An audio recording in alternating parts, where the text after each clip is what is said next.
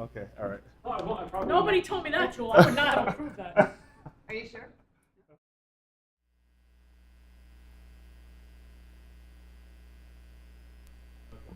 I don't think I should speak to you for a while.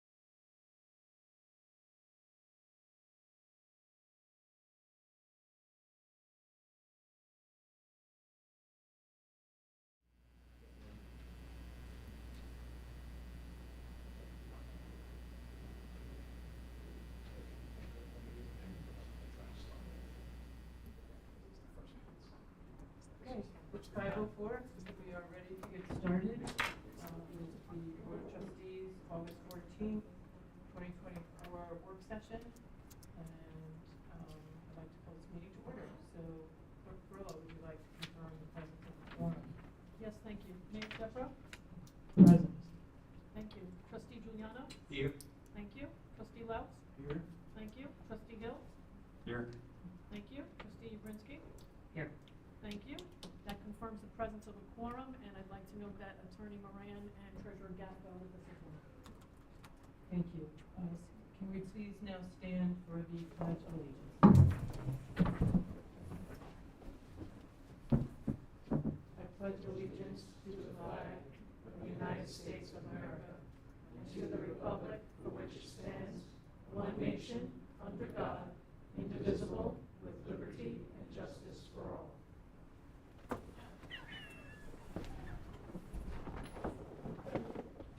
Thank you. We're set up a little differently tonight because we have some presentations, and we all wanted to be able to see the screen. And so, thank you. It took a little bit of work, so thanks to everybody on the team for sort of shuffling and rebooting our normal setup. But so we are here and ready to go. We're expecting the Theos family, George and Nick from Coastal Technologies, to come and present tonight on their technology. I don't see them in the room right now, so what I'm going to do, we have a series of presentations back to back. The second one will start at 5:30, and then the third will commence after that. So there's a little bit of shift in the agenda because we didn't expect a third presentation. So that third presentation is going to be by Civic Plus. That is the a hosting company for our new website, which we launched today unexpectedly, but successfully. We've been working on the website for quite some time, migrating all the information from the old dinosaur that we've been working with for so long. We did not, again, expect to launch this today, but we were able to determine that we were in a place where we could, and so we did. There's still some information being migrated back and forth, or not back and forth, from one to the other, and there will be some corrections being made or updates ongoing, probably forever. So, because there's always new information, right? So, but we're so excited, and we'll talk more about that when the time is appropriate.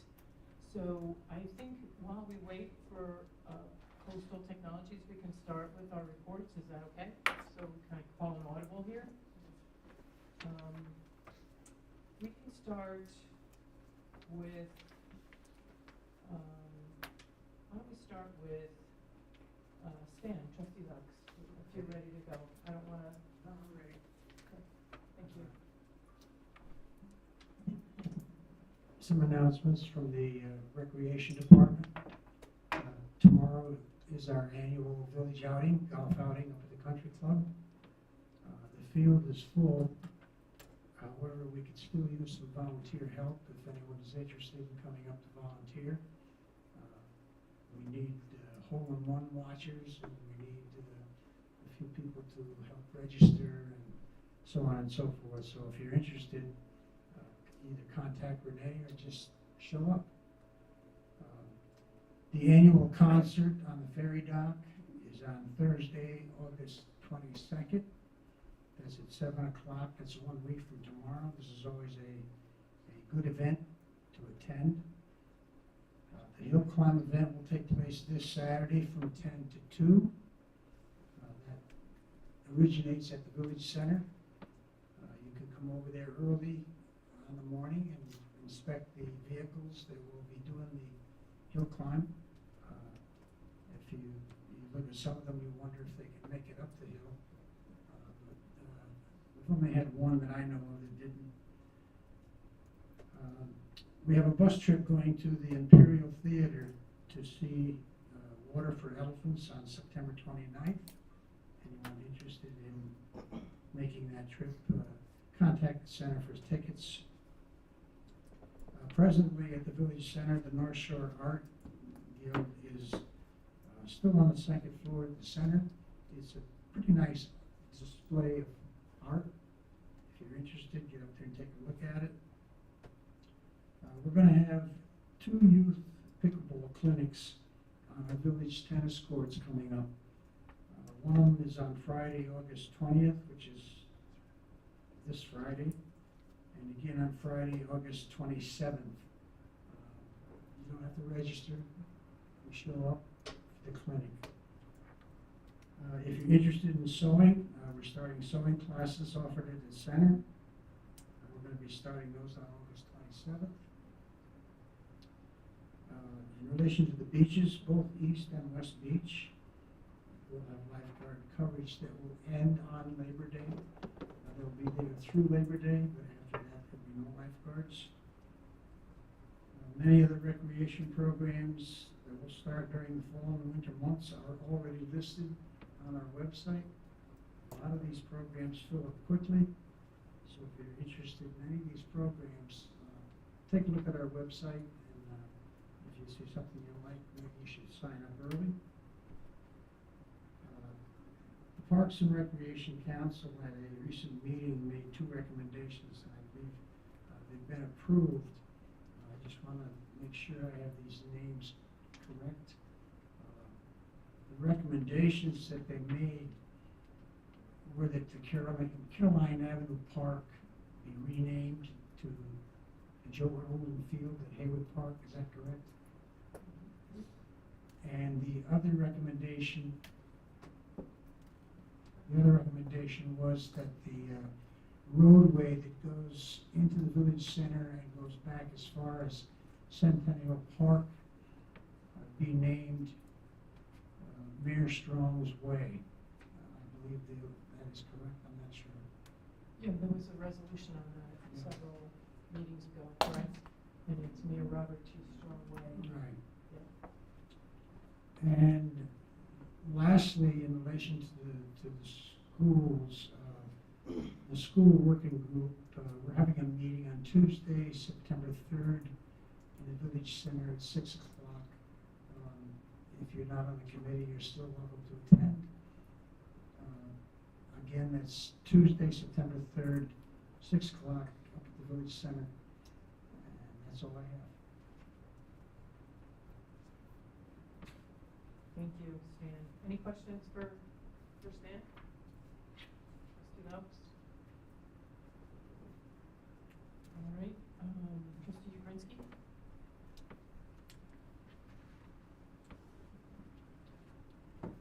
Thank you, Mayor. Okay, so I'll start with the budget and finance update. We have completed the model that we built for the village center rental rates. We should be making a recommendation and reviewing that with the mayor and Stephen in our next meeting, which happens to coincide with the ferry music trip, unfortunately. But we'll try and wrap up early and show up. So, okay, so that's the first task that we had at hand. The next thing that we tackled was the receipt of the bids for the new auditor. We've reviewed all of them. We have narrowed it down to 3, and the Budget and Finance Committee has made a recommendation on 1, which we have provided to Stephen, Treasurer Gapka at this point. And the next topic that we are going to tackle is a review of our top 5 contracts, so the largest expenditures for the village, and start looking at, are we getting the best deal for the money that we're spending with our vendors? So that'll just be a start. And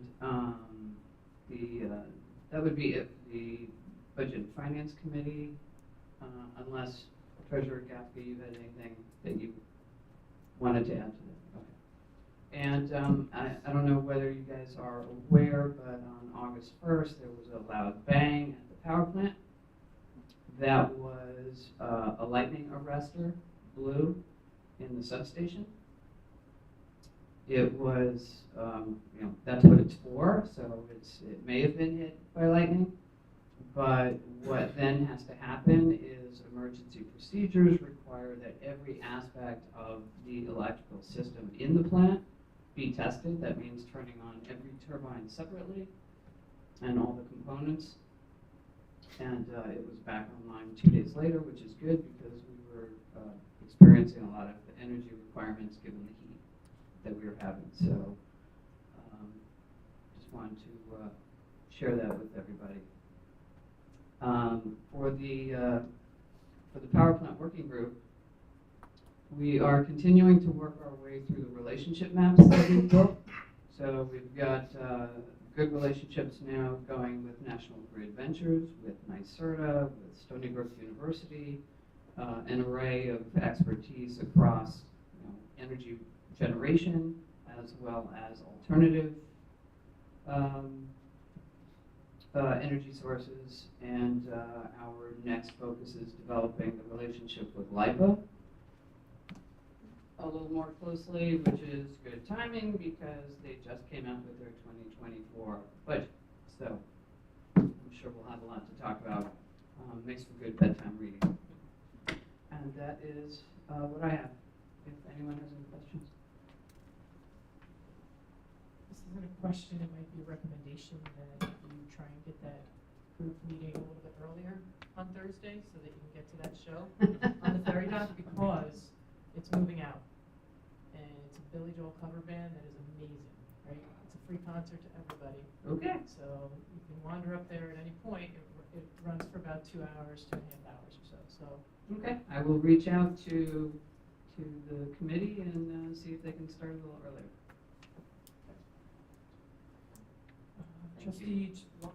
Trustee Juliana. Thank you. DPW update, Oakwood Road.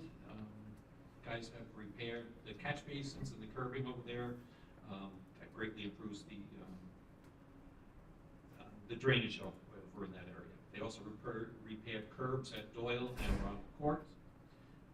Repavement of Maroki Trail, Laurel Drive, Puritan Path, Alden Drive, and a lot of the streets on the east side was complete, and I'm getting rave reviews from the residents on those streets. They're very thankful that those roads have been done, and they love the new roads.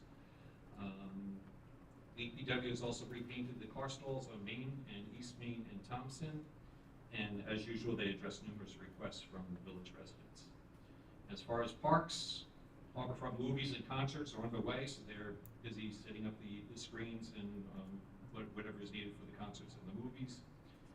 They've repaired and replaced ground covering and the spray element at the turtle spray area of the Jean Grant Harborfront Park. Power washing of sidewalks in the business district is continuing, and again, they're doing their normal maintenance of trash removal, mowing, landscaping, watering, and the hanging baskets, etc. As Stan said, the Parks and Rec Committee met at the next meeting is September 4th. And they're investigating building of beach boxes at East Beach, which is a box roughly maybe like 4 feet by 4 feet. It would be large enough that you could put your beach chair, your umbrella in, things like that. So they're looking at building some of those at East Beach, and then it'd be available to the residents on a seasonally for a fee. So they're still working on that. As far as the Conservancy, as Stan said, the hill climb is Saturday. The cars will start to line up roughly around 9 o'clock on Saturday, and they're going to climb up East Broadway from the Village Center up to Cliff Road. Hopefully, as I think he said, hopefully all of them will make it this year. The Conservancy is working on its major fundraiser. It's called Zoot Suits and Silk Stockings. It's a Roaring Twenties themed gathering at the Victorian Studio on Main Street, which is the house that Nan Cazzetta used for all her costumes. And that's on November 14th. 2 local community members will be honored, Barry Warren and Rob Cheeto. And you can contact the Conservancy for more information and for tickets. As far as the Conservation Advisory Committee, we're getting the group back together and getting it on track and ready to work with the Tree Committee as well as the Bluff Committee and various other ecology-minded happenings in the village. Their next meeting is August 20th. Speaking of the tree committee, they're working on the devining brochure. They'll be working on some basic edits to it and then getting it out to the general public as well as to the landscapers. They're looking at revising the village tree removal code to add a species of list of trees for tree replacement when required, as well as other suggestions that may be needed. They're establishing, as we heard at the last meeting, they're establishing a year of the tree. Holly gave us a presentation on that, and they'll be working on that for the foreseeable future. And their next meeting is September 4th at 7:30. I attended a parking committee meeting. New meters and new parking areas for the residents was discussed. We may be seeing some new parking areas for village residents soon. I won't mention the locations yet because it's not formal yet. But, attended the erosion committee meeting. We've had 2 meetings for the erosion group, and that's a great group. They're willing to jump in and do what needs to be done and investigate all the different factors that combine the erosion. As a matter of fact, I think we're hearing somebody today who gave a presentation at the erosion committee. Attended the department head meeting. It's great to see all the department heads working together. I mean, every single one of them, cooperating with each other and just working together and seeing how they can help each other. So that's a great group to work with. Today there was a ribbon cutting over at St. Charles for the new emergency room. So I attended the ribbon cutting. It's fantastic. We took a little tour of the inside. Fantastic facilities that they have. I think it's going to be said like August 19th. I think so. Soon I think they'll actually be opening that. And what a great companion, what a great resident that we have in the village area at St. Charles. And my next Saturday sit-down is scheduled for Saturday, September 14th. I'm not going to do anything in August because the summer months people usually don't come. But we'll start up again Saturday, September 14th at the Village Center from 9:30 to 11. And that's my report. Thank you, Bob. I also wanted to add about the Citizens Commission on Erosion, that there was a chair identified, and Robert Grimm, resident, sitting in the audience tonight. Thank you for stepping up to become the chair of that commission. And I agree that that's a really interested, the group grows. We've had 2 meetings, and it's probably doubled over the past 2 meetings. And the next meeting is August 22nd, the Thursday. And anyone is still welcome to join that. It's an open group of residents who are interested in working on seeing how East Beach Bluff comes together in the stabilization on the front of the bluff and at the top of the bluff. So we appreciate all the volunteers who have stepped up, including the Conservation Advisory Council for sort of adopting the commission and also the tree committee taking that on. So, Trustee Hill. Thank you, Mayor. Following the public comment from Mayor Gordon about the plastics at the village center, excuse me, I'm still getting over something. I was meeting with Renee. I scheduled a meeting with Renee anyway, just to learn more about the recreation activities, and asked her just would it be feasible to include that in the room rental contract, and she said that we could do that. So solicited language from the Eco League, which Holly Filame leads, and we're going to try to work that into the contract and then hopefully bring it to the board shortly. So it'll be kind of modeled after the no alcohol provision in the contract that exists now. So it says, you can't bring hard liquor to the village center. So this would be, you can't bring single-use plastic. So we'll come up with a definition of that. But the general idea would be pretty much what Myrna told us last time, and that or at our public meeting. So that would include forks, knives, spoons, cups, and then make it easy as possible for folks and give them the alternatives that would be acceptable. That's great. Thank you. Okay. All right. Anything on public safety? We're personally trying to find a time that I can make sure that the public safety committee is able to meet. And I also need, I think, 3 contact information for those last 3 spots, but I'll reach out to you about that. Okay. All right, so my turn, I guess. Any questions for Trustee Hill? Or for Bob, Trustee Juliana? Okay, thank you. So, I need to answer this text because the Coastal Technologies people went up to the country club.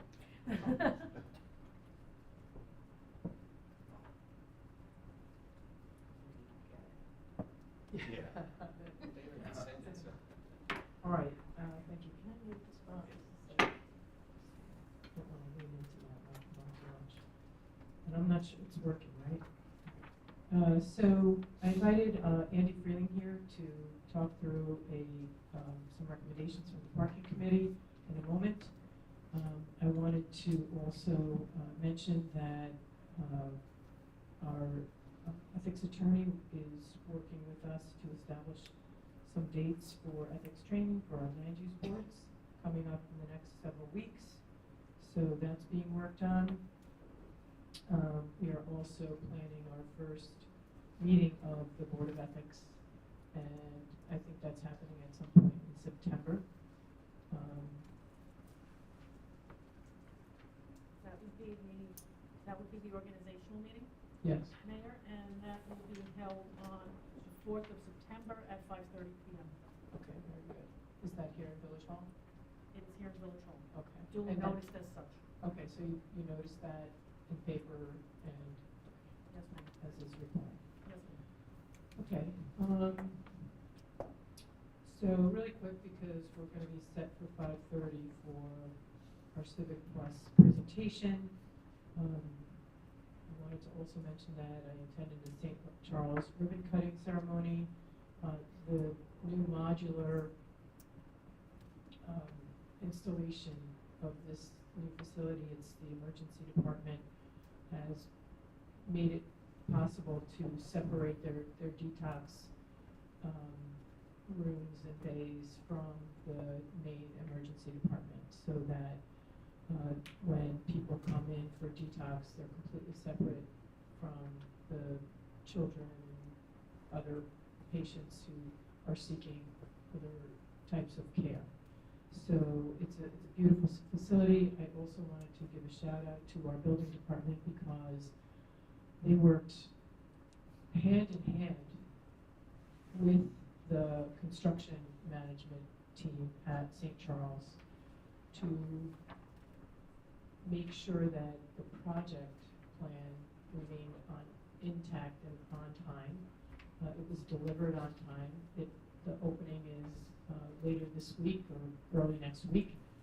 And our building department consultant, engineer, Tom Morosky from JRH, or Holzmacher, attended weekly meetings by Zoom to help the construction team, management team, avoid any kind of pitfalls and delays in the process. And it was, to me, that is an amazing model that for major construction projects like this, we should look at trying to implement that in a way that is, this was done prior to my time. You know, it was all taking place, but as I see the result of it and the benefit of it for both St. Charles and the Village of Port Jefferson, I would encourage looking at this as something to follow for similar enormous projects like this.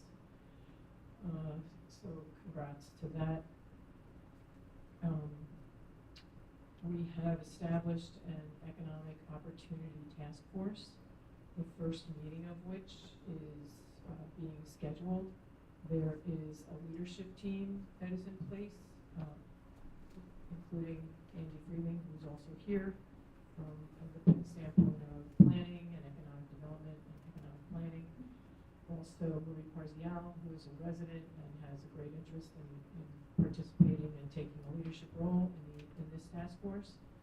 We've also invited the president of the BID and the president of the chamber to attend these meetings to start, and even to continue the information flow.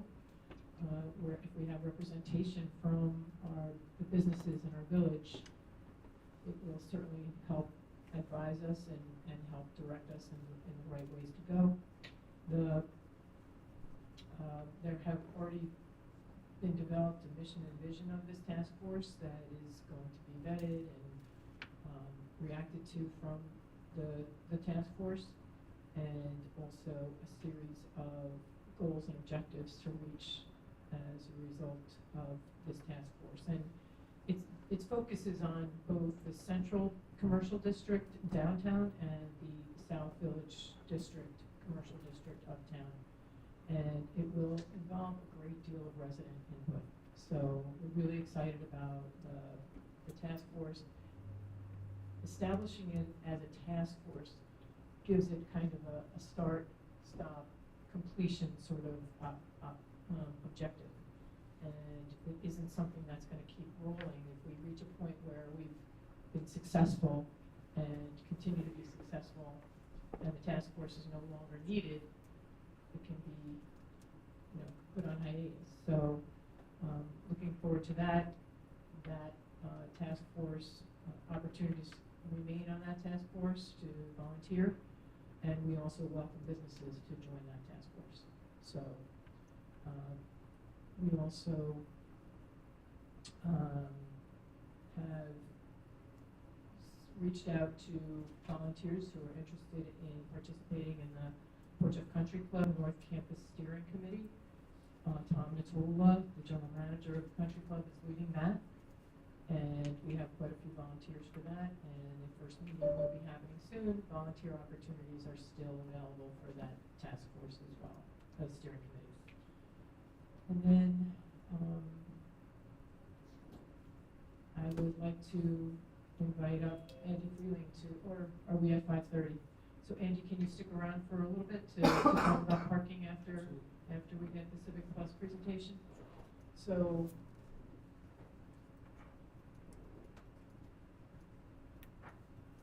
we're watching our Zoom technology come into play right now, but in the meantime I will give a little bit of a brief introduction to the new portjeff.com. So after months of planning and diligent work by the village IT team, led by Teresa Scogan, Social Butterfly, we are excited to announce that we have flipped the switch on the new portjeff.com. It couldn't have happened at a better time because, in fact, it is actually ahead of schedule, as I mentioned before, because fortunately so, as the former website hosts, technology has crashed, like dead on arrival. No longer can be revived. We've revived it so many times, literally, that we thought it might have had one more life in it, but it did not. And so we were able to turn on a dime and help get this website to go live. The new site is hosted by Kansas-based web development company Civic Plus, which this board approved back in, I guess, the winter, because they started working on this in March. And here we are, March, April, May, June, July, August, 6 months later, and we are live. So that is kind of no short of a miracle with everything that had to be migrated and created. It goes to their expertise as well. But while the new and improved site is up and running, programmers are still migrating and importing data, filling out calendar pages, and otherwise populating the new digital home. For now, Allison Hill of Civic Plus will walk us through the navigation and functionality of the site as soon as we get her on Zoom. And we will turn, for the people who are watching from home, we'll turn our cameras over to the display on the wall. And so when Allison joins us, she'll walk us through the navigation and functionality of the site, which will ultimately offer our residents and other visitors one-click access to meeting agendas, press releases, village employment opportunities, and more vital information and services. So Without further ado, we have a big blue screen in front of us. So, we're just going to give it a minute, and I welcome Nick and George Statos, who did get the text at the country club, so we're glad that technology worked. Thanks. If you're okay sticking around for a little bit and waiting for us? Yes. Wonderful. Thank you. We just have 2 scheduled Zoom calls.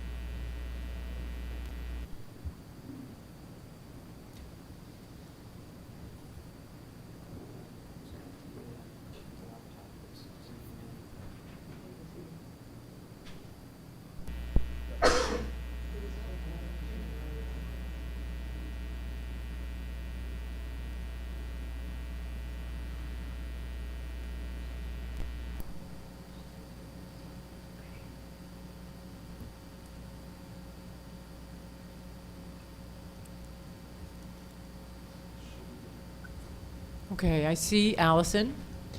Hello, this is from Civic Plus. Hi, Allie. Thank you for being here. And our cameras are pointing towards the vision that we're seeing on the wall. So you are going to share your screen with us. Is that what you'll do? Yep, if you're ready, you can go ahead and do that now. We are. Thank you. All right, perfect. Second. All right, let me know when you guys can see that. We can see it.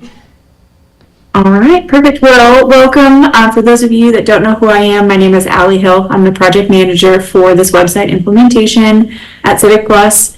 So we have a finished product for you guys today. I'm just going to talk through the homepage top to bottom, highlight the functionality, what you can expect long-term with this page. And then I will also share with you guys a couple of interior pages so you can see how content is displayed as well. All right, so starting up at the top, we have a create an account bar or a sign-in bar. This is used for citizens and staff as well. So a citizen, if they wanted to sign up to receive notifications about maybe agendas being posted or events for Parks and Rec being posted, they can select from various categories that the village has available. They can receive email messages, they can receive text messages. And so by signing in and creating an account, that's something that they'll be able to do there. Then we go into our header bar. We've got quite a few elements here in the header. First and foremost, on the left, we have what we call a site ID or a site identifier. This is going to be consistent throughout the site and always be clickable back to home. So it's always, if you get to an interior page through Google search and you want to get to the home page, you can click right there and it's always in the same location. Moving over to social media. So we've just populated some of the most common social media items here. But as social media changes, we get new platforms all the time. Maybe some older ones aren't really used anymore. This is a really dynamic area that is fully editable by staff members of the village. So this can grow with you as you expand social media presence. We have a search bar next. The search is dynamic. So if I start typing in and I just put F, it'll give me some pre-populated items to choose from. So it's smart is what we call it. It does also learn over time. So if there are things on the site that maybe aren't edited very often or aren't visited very often, the search will start to kind of move that lower down in the search results. It thinks it's a little bit less common to see. So it's trying to bring the more prominent items higher up on the search is what it's trying to do. So that's a really helpful tool. Then we've got our navigation. This is how all of your pages are going to live on the site. The top level, which is residents, visitors, departments, government, and how do I. Those are kind of the top level buckets, how everything else is organized. And then you can see with the drop down, you have a variety of displays, and that's completely editable and determined by the village. So each drop down can show different levels or different tiers of pages, whatever's more helpful. So you can see that there. Then we go down into the banner area. We have a background image texture in the background just to kind of draw the eye a little bit. But then we have the really nice large slideshow here. Very easy to maintain moving forward. Each image has a caption available as well as can be clickable. So you can associate an image to direct traffic to another area of your site or elsewhere outside of the site as needed. Then we'll have some graphic buttons here. So graphic buttons are really intended to be high action items. Maybe a lot of foot traffic to these places. You want to make them really accessible. So we've got 5 here. This is another area where the village team can easily change over time. Maybe forms. Maybe we launch the site and after a couple of months there's not a lot of traffic here, but the Parks and Rec page gets a lot of traffic. So we want to maybe swap this out for the Parks and Rec page just for easy access or whatever the case may be. And this is something that the village staff can do. Then we go into a couple of sections. We have a news section and a calendar. So these are dynamic based on the information that's available. So right now, the news and announcements, we've got 3 stories here. So you can click on the title, read on. You can also click on view all news. And when you do click on those, they open to interior pages for more information. This section, if we set it to display, let's say 6. So we have 6 stories. We want them all on the home page so they're really easy to access. This will just automatically grow and build to accommodate those 6. You can also just leave it at 3, even if you have more. So let's say on the back end, we actually have loaded 20 stories, but we want to keep this section just clear and concise to the most recent 3. You can leave it as is, and then someone can click view all to find all 20 stories. Next up is the calendar, really similar in that it's going to grow and shrink based on the content that is being displayed and what we set it to display as. So right now we've just got our event here, which I believe is the event that you guys are at today. And as items are added, you're going to see, so this shows that we have an item on today's date. You'll start to see more circles populate. That tells you that there's events on those days. And right now I think we're set to display 3 in terms of what it's showing you in this area. Again, you could increase that to show 6.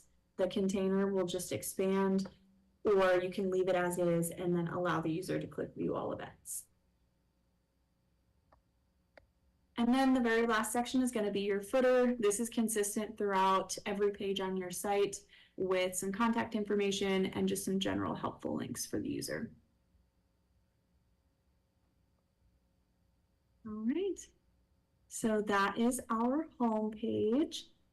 I'm going to jump to an interior page now. I'm going to show you a couple of them actually, so you can kind of see the different layouts that are offered. So I'm going to click on departments first. The departments page and every interior page, you're going to see consistency with your header. So it comes over exactly the same, as well as your buttons and your footer. So those are going to be the same no matter where you are. But what's going to be different is here in this kind of center area. This layout is showing us that we have some left-hand links. So this is your sub-navigation for whatever pages are below the page you're on. This section is automatically updated in the site, so no one has to maintain this. As you add pages under departments, they will automatically populate here and show in kind of that hierarchy. And then we've got just the content that's filling the entire editing area. Now, if I switch, I'm going to go to the fire marshal's page. I'm going to see that the sub-navigation stays exactly the same here. And that's because fire marshal does not have any sub-pages, but we wouldn't want this to necessarily be blank just because there were no pages here. So it will If there are no subpages, it will show the same tier, or we call them sister pages. So trying to be useful, trying to be helpful to the citizen as they navigate around. With this now, you see that we've got an additional section here. So this is really to call out some consistent information, such as contact us. That's really common to find here. Looks like we've got some documents, another really common thing to find in this column. When we migrated the content, we follow a very extensive list of best practices that inform how we build this out. So we know if we have a page such as a department landing page with contact, we always do that, documents, things like that. And we share that with the village. We share our best practices, we teach through training, but also we have a help center with all of that information so that you guys can maintain moving forward as well. So that's an example of that. And then one more example so we can just see how the navigation changes over here. If I click, I think recreation would be good. So I switched over to recreation and now my subpages change, and these are only the pages related to recreation. And again, this is something that is automatically populated. No one on staff has to maintain this. The system does it. So really easy for you guys moving forward. All right. So that's kind of my overview, what's important to staff and citizens, what you can expect to see. Do you guys have any questions for me?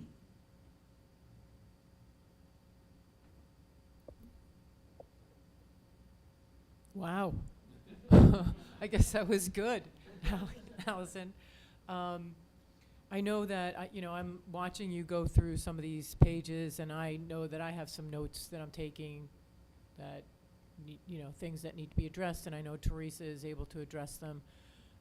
I'm thinking that, and Teresa is great, I think this site is so functional and user-friendly that possibly even people within departments can make edits on their own. And that is really kind of what we're looking for, is for departments to kind of take ownership of their own information updates and whatnot. So I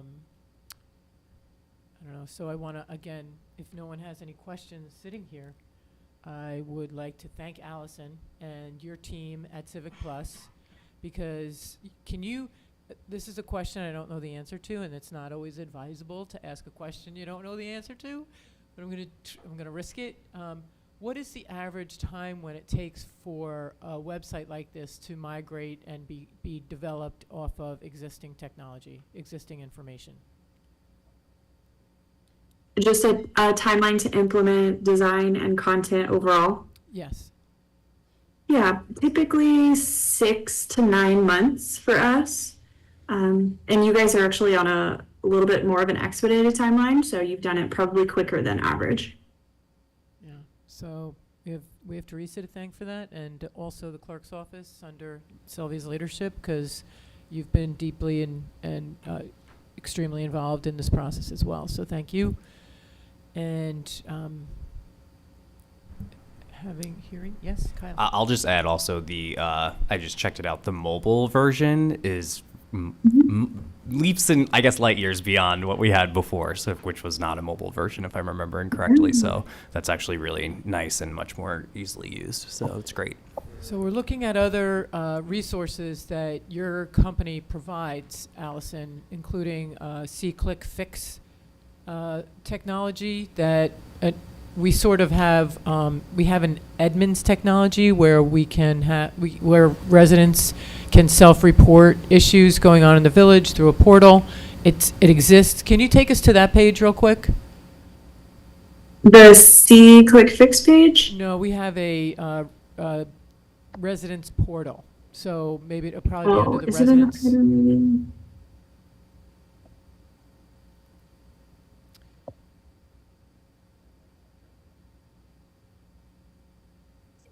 How do I, maybe under how do I, or is there a residence? I thought I saw, yeah. Yeah. Go to the residents tab. Next to home. just this guy right here? Yeah. So So if you go Oh, to. resident rooms. Got it. Yes, so this is sort of a much cleaner version of the Edmunds version. It looks amazing. C-Clicks Fix is a functionality that is, you can talk about this better than I can. This is two different technologies. C-Click Fix is sort of owned and offered up by, it's a Civic Plus product, right? Correct. Yep. Charlene might be able to tell us a little bit about C-Click Fix.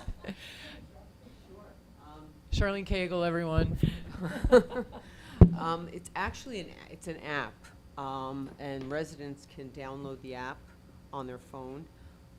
It also has a very sophisticated routing system behind it.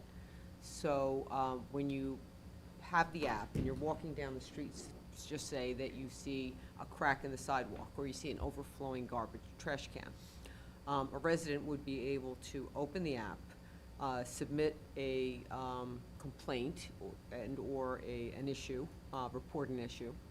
You can take a picture. It has a GPS stamp, so it knows exactly where you are when you submit it, and it'll give you a drop-down menu that'll say, a category. Is it a noise complaint? If it's a noise complaint, it goes to public safety. If it is a trash can on Main Street that's overflowing, it goes to DPW.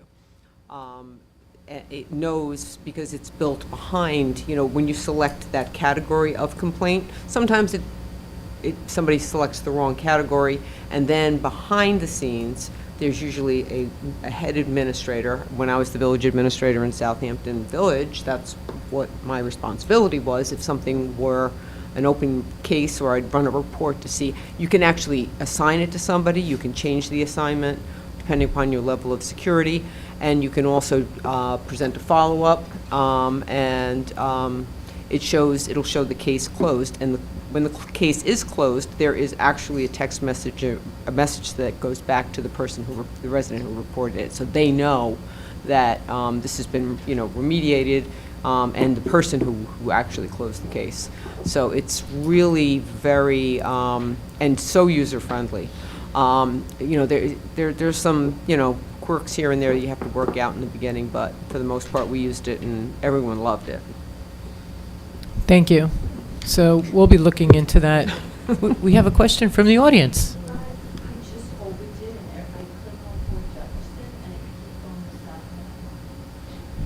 What? When I do the C-Click Fix, because Port Jefferson doesn't have it. We don't have it yet. Yeah. So you Yeah. can report something in Southampton. We have 1,000, they're all fixed. Thank you, Janice. Okay. Allison, thank you. We'll be in touch with Civic Plus about C-Click Fix and see if we can't start working through that. And I think that concludes your presentation because we don't have any more questions.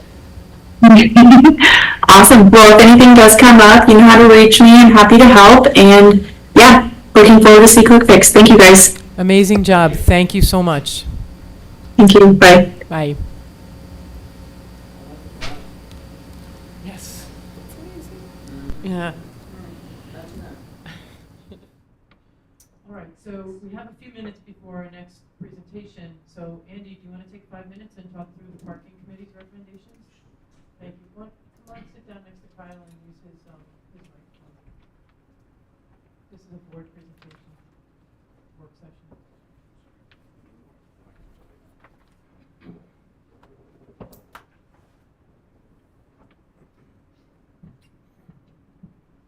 Members of the board, thank you for inviting me to the work session. Tonight I have a letter that we received, or a memo that we received from the chair of the parking committee. I've been asked to go over that with you in the next 5 minutes or so. Do you have a copy of the letter? I do have copies of it. Okay. So as you know, the parking committee meets on a periodic basis. They discuss issues that are brought before them or issues that they have on their work program. When they conclude some of the issues, they like to report that back to the trustees in a letter.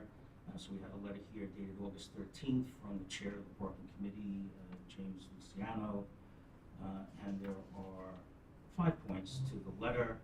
The first point, and this is all regarding the managed parking operations.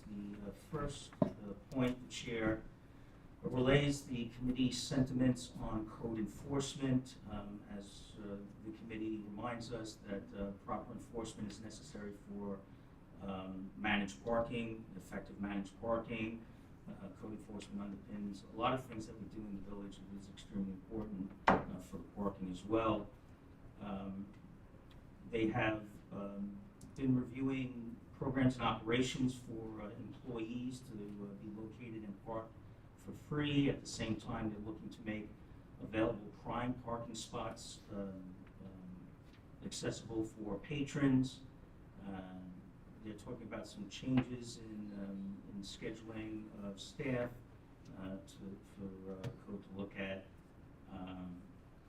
But they did see a stronger focus as a result of some meetings that they have been having with code. They have seen a stronger focus on enforcement starting to click up. So they do indicate that they have seen a big improvement since their last meeting. So I think that's positive.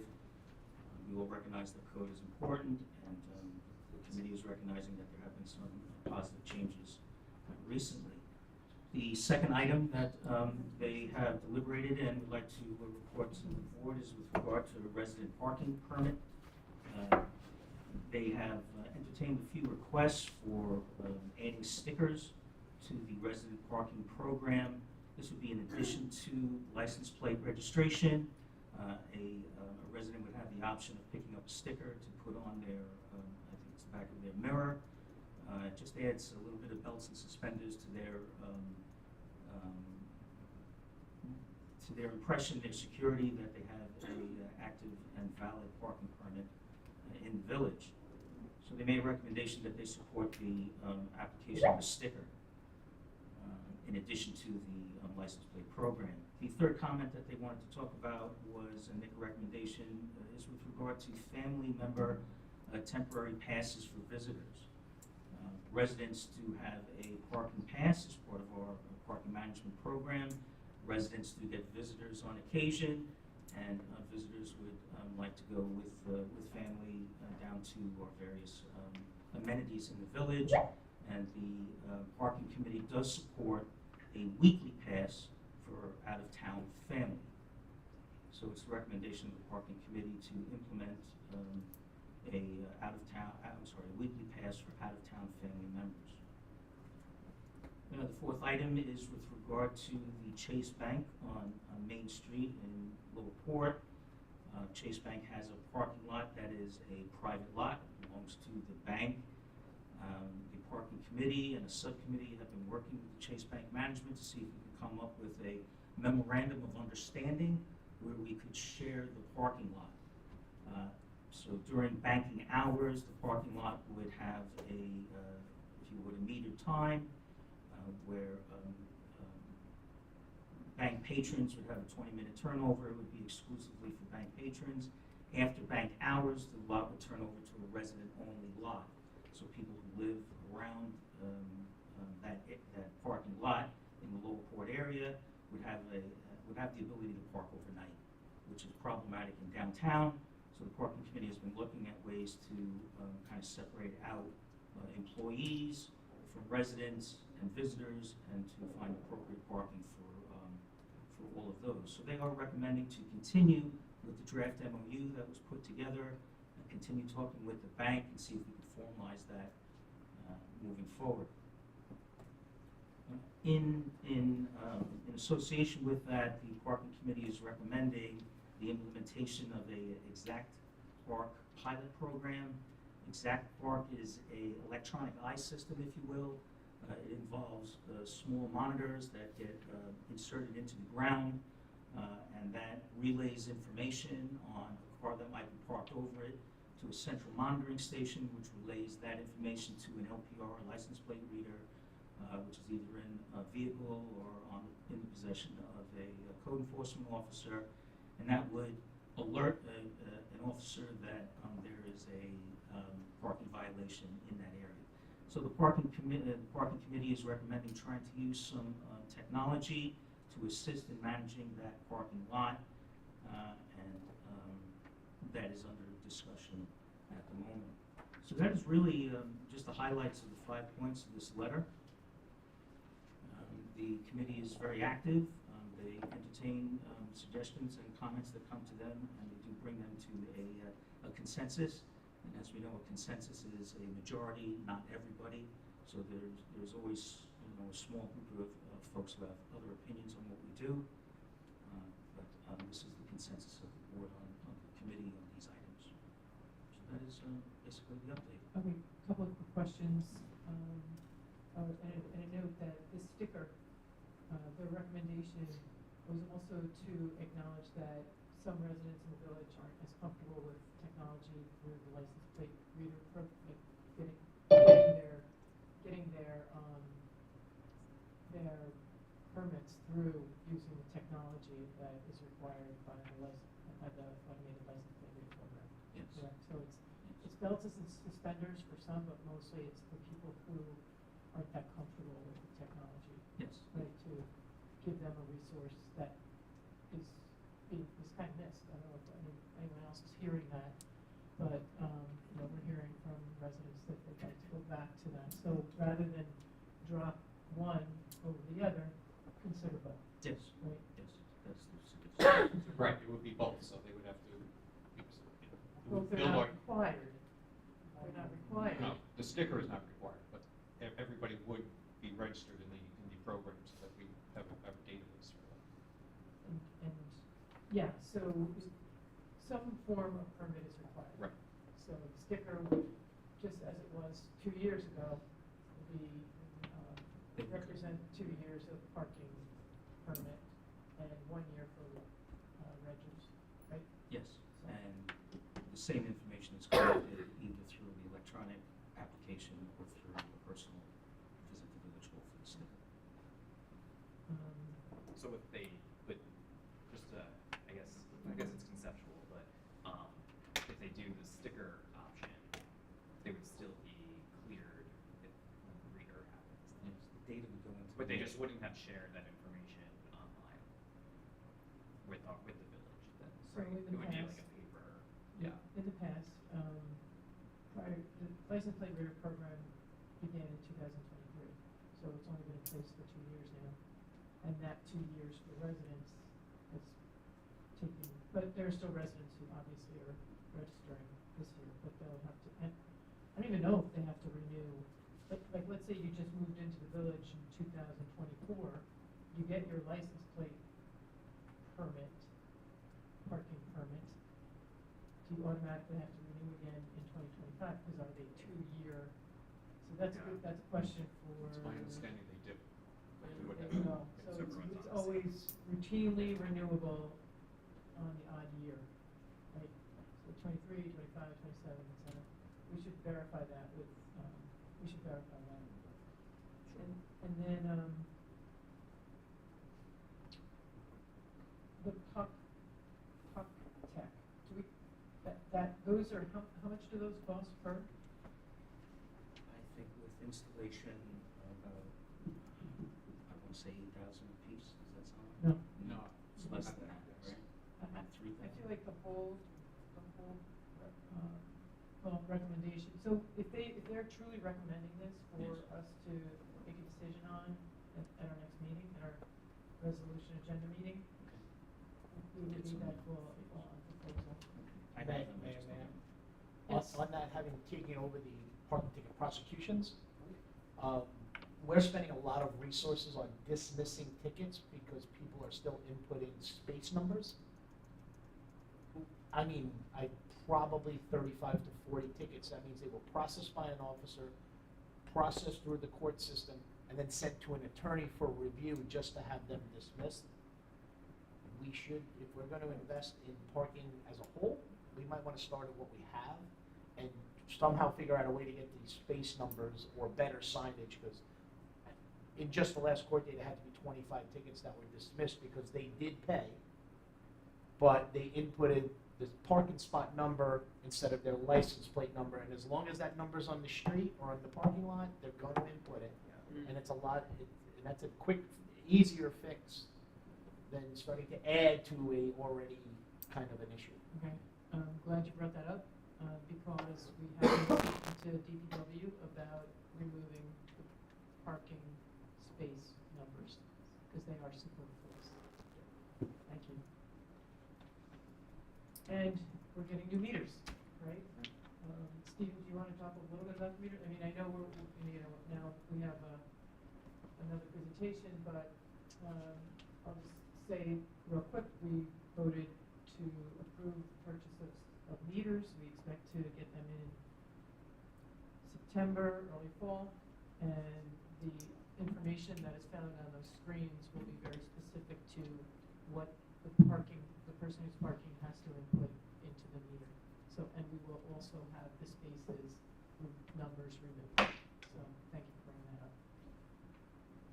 Okay, any other questions for Andy? I know that the technology with the meters right now is not the most advanced, but assuming there's not the same number of digits in the parking spots as the license plate, is there a way just to do a software update so that you have a minimum number of digits that you have to put in? So this way, if someone puts in like 1, 2, 3 for their parking spot, it would not accept it, and hopefully they'll be able to figure it out. But you can have a personalized plate, and that could be 1, 2, 3. Yeah, we have discussed that at one of the previous meetings. It's not possible. All right. Good question. All right, Andy, thank you very much. Thank you. Thanks, Andy. Okay. Now we have a presentation from PKF O'Connor Davies. PKF O'Connor Davies is our consultant that is auditing our capital fund. Joining us today are Jeff DeVoli and Michelle Yen, who have been working on the project, and we also welcome Charlene Cagle, who is our finance consultant, and has been working with our treasurer to bring this update to the board and to see what our next steps are. So welcome, Jeff DeVoli. Thank you. Thank you, Mayor and Board of Trustees. By way of introduction, yes, I'm Jeff DeVoli, partner, co-partner in charge of PKF O'Connor Davies Long Island office. Have with me today my associate, Michelle Yen. Michelle is director of the firm, and she executed on field work for this engagement. For those trustees that don't know who PKF O'Connor Davies are, we're a CPA firm. We've been around for 135 years. We're ranked 25th by volume, revenue volume. We have 200 partners and 1,500 employees spread out over 19 offices. So with the mayor's permission, I'll get right into the report. You have my permission. Sorry? Yes, please go ahead. I'm sorry, a little hard to hear on this side. All right, so I'm just going to walk through quickly some table of contents. This is the project that I'll explain the project that we were engaged to perform, the procedures we used to perform that project, our findings, and some recommendations. So the project that you guys hired us for was to review in an agreed upon procedures engagement your capital projects from 2017 to 2023. And we were engaged to do this because the capital projects apparently was not being tracked on a project-by-project basis. For governmental accounting, you're supposed to track those projects on a project-by-project basis and not pool them. And what seemed to happen was that the projects were being pooled, and there was a little bit of miscommunication on what projects were in what status, whether they were being completed, whether they were properly funded, whether they were in deficit positions. So that's what we were engaged to do. Just some difficulties that we encountered in this process was that over the period that we were engaged performing this agreed upon procedures engagement, there were effectively 3 treasurers in the seat during that period, further complicated by a switch in the accounting system from KBS to Edmunds. So with those various changes in personnel, there's various styles in record keeping that complicated the project. Here's our procedures. We perform these procedures, and this is essentially the scope of what we perform this engagement under. We used heavily in the inquiry of management, specifically the treasurer. We reviewed open book for contracts and payments. For your bands and your bonds, we reviewed EMA, which is the Municipal Securities Rulemaking Board. We reviewed board activity abstracts specifically for bond resolutions, approvals, grants, approvals of contracts, approvals of warrants. We also inquired of the outside independent auditor, which was Cohen and Danowski, as they had started a project on this a couple of years back. So they had some of the information that was missing pieces. So anybody can stop me whenever you want. I just realized I'm not sharing my screen. I apologize.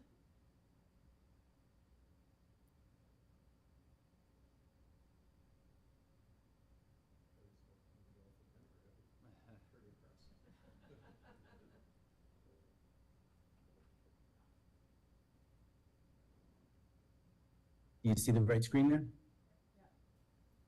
Yes, we Okay. can.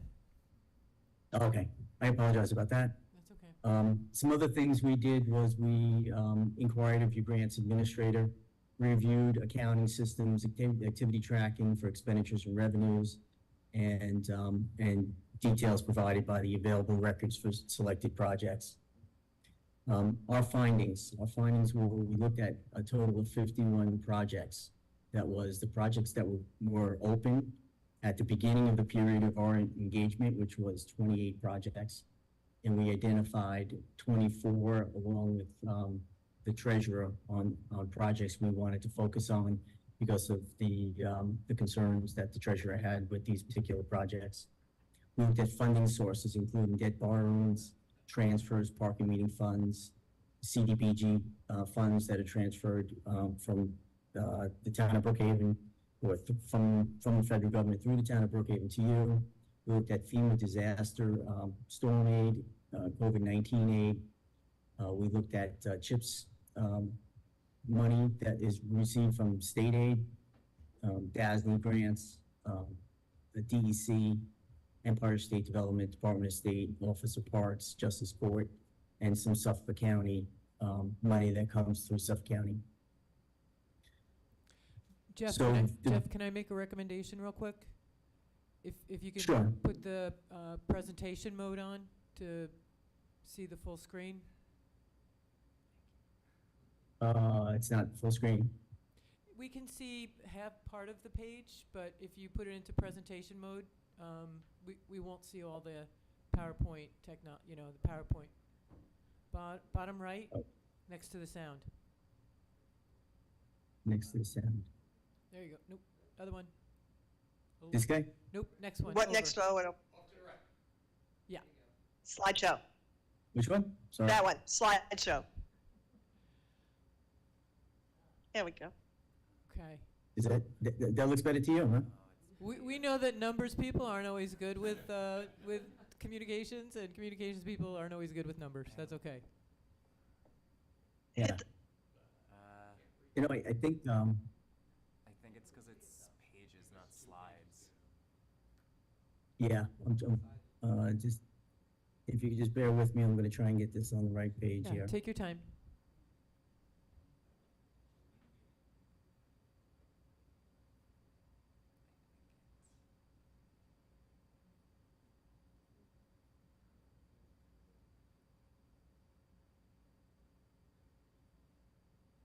Good.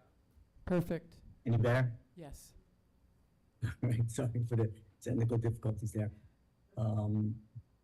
So the village prepared various project worksheets for these expenditures by vendor. So we prepared a roll forward of fund balance activity for those projects, beginning back at 5/31/16 through 5/31/23. And what we found was that 11 projects would zero out through intra-fund transfers. Intra-fund meaning from one project in the capital projects to another. There were a total of 33 of those transfers. 15 projects have positive fund balances, and 26 projects have deficit fund balances. So the way those will be remediated will be by board choice to either to do long-term financing, which becomes a revenue source and eliminates the deficit, or transfers from the operating funds, or it transfers from other funds, projects that are within the capital projects fund to cover those. And then, of course, there's always the possibility of grants or developer fees or, other types of revenues to cover those.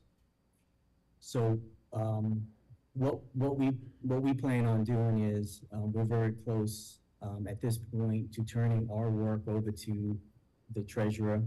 And at that point, since we ended our work on 5/31/23, there was activity that happened in the fiscal year 2024. Some of that activity was the sale of bonds or other revenue. And of course, there's also additional spending in there. So we're going to turn our work over to Steve to follow through to 5/31/24. And some of the projects that have deficits will be addressed with that activity that happened in 2024. That may leave other projects that are in deficit fund balance positions that are going to be needing to be dealt with one of these other methods of closing out these projects. So we have some recommendations for you. This is obvious, but we recommend that the treasurer track the revenue, expenses, and balance sheet accounts for each period going from May 31st, 23 through the balance of 2024. And I think that's pretty obvious. And I know Steve has been very involved in this project, and he and Michelle have been communicating almost on a daily basis to understand what needs to happen in these projects to close them out. Another recommendation we have is to have the board authorizations for projects and funding be included in the project activity. Supporting award letters and borrowing documents should be summarized and the board updated regularly on the status of those. We suggest that the board monitor the status of projects from approval through completion, from the very beginning of a project, the conception of a project through the completion.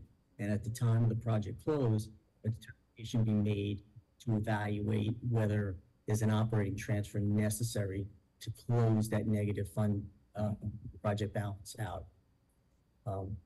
Expenditures should be tracked for all capital asset additions. So one thing I'd like to note is that reviewing your financial statements, you have an adverse opinion issued by the auditor on your government-wide financial statements. And the reason that there's an adverse opinion on that is because the village doesn't have a good system at this point for tracking its capital assets.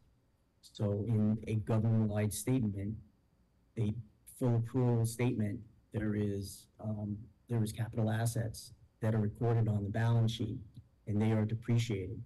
So the auditors have determined that that has caused them an issue in rendering an opinion on your government-wide financial statements, since those capital assets are such a big part of it. We recommend that the village track interest earned by source. Fund balance might be reserved, may need to be reserved in accordance with general municipal law in New York State if you have premiums and interest earnings in excess of the expenses. We recommend that the village attorney consult with bond counsel and fiscal advisor to determine that if projects in deficit can be bonded. There's only a certain window of time that these bond sales can happen.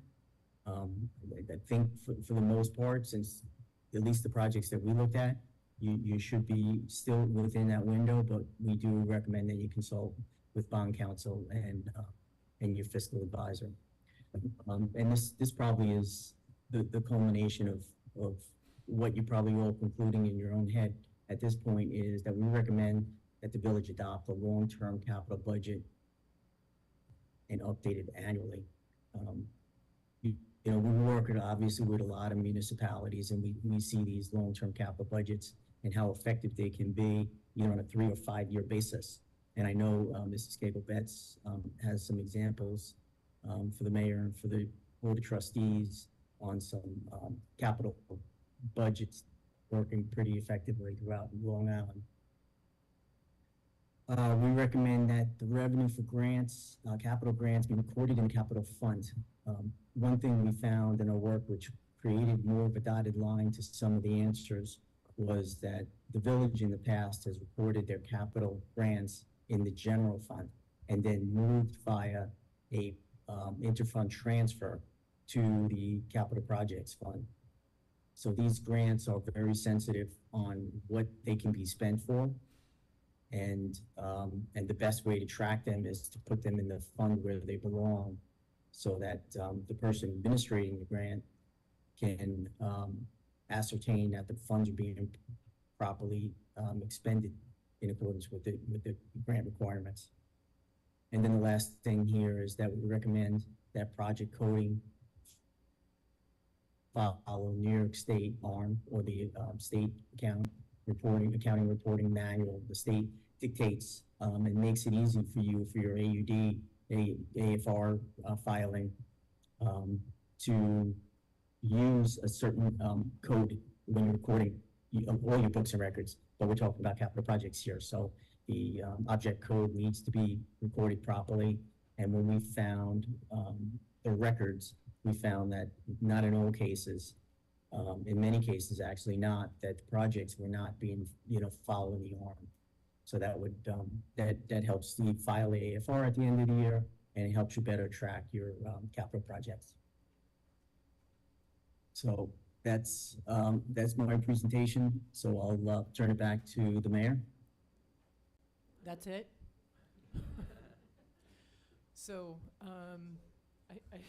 I first want to say thank you to our treasurer, Stephen Gafka, because without his awareness and his experience and when he first came on board, it was one of the first things that he brought to our attention. So we really appreciate that you recognize this, because we are not following generally accepted accounting practices in our capital fund, right? So that was huge. And I also want to thank Charlene Cagle for bringing PKF into our lives, and for the board, the former board, for approving it, and this board for moving this forward with us. And that's basically what I wanted to say at this point, but now to open it up to others for questions, if there are any.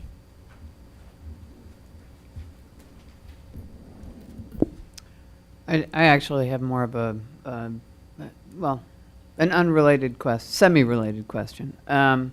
So when we've remediated all of these items and we're driving towards a place where we are building, let's call it a reserve, like the required and the recommended reserve. What does that do to our bond rating? Maybe this is a Stephen question, or actually, Charlene, yes. You will, when Moody's looks at, or S&P when you go out to the market for bonds, you have to get a credit rating like you would do when you would get a car loan or a mortgage. So Moody's and Standard & Poor's are the credit rating authorities for municipalities. And some of the things they look at, first of all, internal control procedures. Mm-hmm. Management is actually, fiscal management of the municipality is key. Also, strong fund balances. So there's like a slippery slide between, 10 to 20%, 10 to 15% recommended fund balance for a healthy municipality. And usually if there is fund balance that accumulates through, excess revenues or holding the lines on expenditures that might drive that up, at that point in time, the municipality looks towards putting money away from those unrestricted reserves into capital reserve or some type of other reserve that's used for future capital projects. That's also a very strong fiscal indicator. If you establish fund balance, having an adverse opinion on your financial statements does not bode well with the rating agencies. As you know, Zena, it's not a clean opinion. That means you're not doing something right, according to the standards. So the remediation after the implementation, when we have a recommendation, Stephen's going to work on getting this, he's now got a good opening balance, and that was where we started out. Stephen came on board, he looked at the capital fund and, was somewhat startled and shared it with me, and I too was startled and decided that, we needed to really kind of figure out, and we both came up to the same conclusion that we couldn't rely upon the numbers that were in the general ledger. So that's why we recommended Jeff's firm. PKF is like premier municipal finance, accounting and advisors, and that this is the only way. We had to go through this. Stephen, it was a big burden for him. He had to provide a lot of documentation, a lot of interaction. 7 years is a long time to go back and retrace steps, especially with a village that has such an aggressive capital program like this. And Stephen's already implemented many of the recommendations. I know that all the projects going forward, Stephen, you have a pretty detailed general ledger accounting for them, correct? Yes. So he just needed to make sure that all of these old projects, at the end of the day, when the dust settles, was there enough funding, and what type of resources from the general fund need to be allocated to close any gap? And that's what we'll probably know in the next few weeks. And what's the recommended provision balance? So what percentage of the budget for example, in Southampton, what percentage were you hitting? We had about 55%, but we did. That's a lot. Really? It's a little different. It's a little economically different. It's a little different. We would have Geography. $2 million yeah. surpluses in building department revenue. When you have a building revenue permit come in for $150,000 for one house, it's it's kind of a boon to the revenue. But consistently budgeting. I remember when I was the treasurer, village administrator, I would sometimes be criticized. You're only budgeting $1.5 million in building department revenue, but we're bringing in upwards of $4 million. And I said, and what happens when that stops? So I'd rather budget in a more conservative way, which is a recommended practice from the state and GASB. And then any surplus that we generate goes into a capital reserve. So we don't have to borrow when we need to, pave the streets or buy a fire truck or something along those lines. And that's just good fiscal management. And Stephen knows all the rules, so he just needs to have good numbers to start out with and move forward. Yeah, I think the multi-year capital plan is really important also, right? Because you can't do it in slices without understanding the whole. And I think the net of the whole Moody's rating is that our cost of capital is going to go down, right? So any monies that we have to borrow will become less expensive. Exactly. Because we can prove accounting rigor, we can prove a provision, and we can prove internal controls. So exactly. This is great. Yeah. And Thank you. One of the factors of a capital budget and a capital plan is if you have to fund a capital budget through debt, issuance of debt, you have to make sure that your operating budget can sustain that debt payment. And it's like when you go and you buy a house, how much of a mortgage can I afford? It's not, oh, I'd like to have this lovely house on the ocean and worry about paying for it later. So when you have that plan, that capital plan, you know what you're going to spend this year, the board adopts that and determines what the funding is. Stephen, would do an entire program and present it along with the operating budget. And then, that's essential in order to be able to know what your debt service requirements are going to be and what kind of impact that's going to have on your operating budget moving forward. Yeah, that's great. And I mean, we're certainly making great strides to move towards best practices, right? So, thank you. Absolutely. And so I'll ask Stephen and Charlene this question. And how does the country club factor into this? Is it a best practice to separate our capital plan from the village general capital plan as opposed to incorporating them and having them work together? The capital fund is the recording fund for all of your other funds that are operated within your village budget. So the country club is a special revenue fund. It's adjunct of the general fund. So everything that it does capital-wise should also be in the H fund. However, you have your own coding system for that type of activity, golf activity. It's in the 7000 series that you would then record all your capital activity. So you could isolate it directly to know, oh, that particular line item, that is golf or country club activity. And so that's already been, I've already started that process and started that coding system and adopted the state recommended, GAAP coding system. So too, it will be a best practice to manage the country club capital fund in the same exact way, and to have a 3-year capital plan that you continue to renew year over year and get board approval on year over year. Yes. Okay.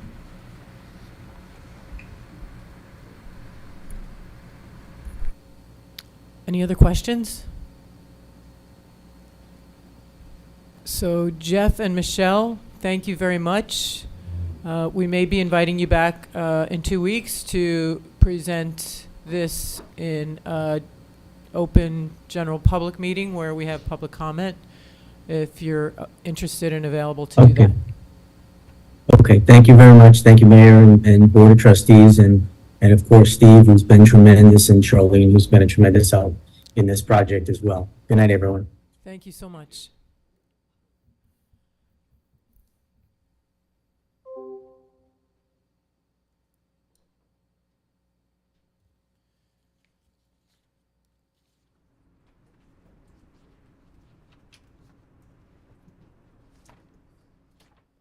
Okay, that was interesting. Next up, we have another presentation by George and Nick Fados, who are the founders of Coastal Technologies. We learned of Coastal Technologies, like so many others, on Long Island through an article in Newsday that highlighted their work, proof of concept project on the bluffs of Sands Point Preserve, and I think it gained a lot of traction and interest, and the Village Board Jefferson did as well. So we've been speaking with Nick and George over the last few months.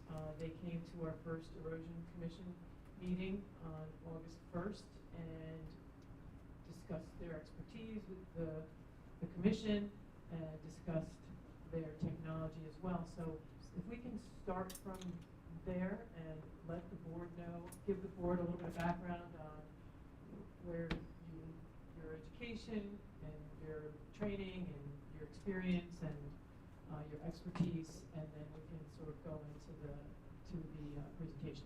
Absolutely, thank you so much. Is this work? Okay. It does. Do You wanna can start? take that out of that too. Just Okay. Yeah, hello everyone. I'm George Thados, the co-founder of Coastal Technologies. We are based in Long Island here in New York. I graduated Tulane University in 2021 studying environmental science. Down in New Orleans, I studied with many of the nation's foremost experts on erosion, geomorphology, sediment transport, coastal issues, and land loss and related issues. I worked alongside struggling communities that were dealing with these issues. I developed softwares and solutions to help integrate government programs with local community members who were suffering from environmental land loss issues. And I think through working with many of the leading scientists on these issues, I was exposed to a lot of innovative concepts and sort of new ways of approaching these issues. During COVID, my university was like just totally messed up, went online, had to come back up to New York. And I think it was during this sort of germination period that Nick and I formulated Coastal Technologies. And I guess just as one more piece of introductory material, I grew up on the shores of Long Island. As a kid, I would climb the slopes that are eroding now. I didn't. Thank you very much. I can't think all the things. I didn't recognize the issue back then. I hopefully can help rectify that at this point. But thank you for having us. My name is Nicholas Thetos, Nick Thetos. My background is in fabrication, construction, design. I hold 6 prior patents for different construction systems and this and that, so I'm very familiar with production.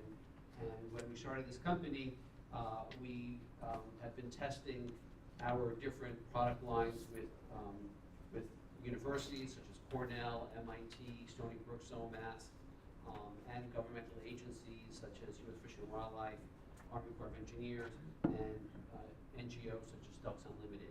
So we've been, for the last 3.5 years, testing our systems, doing projects with them.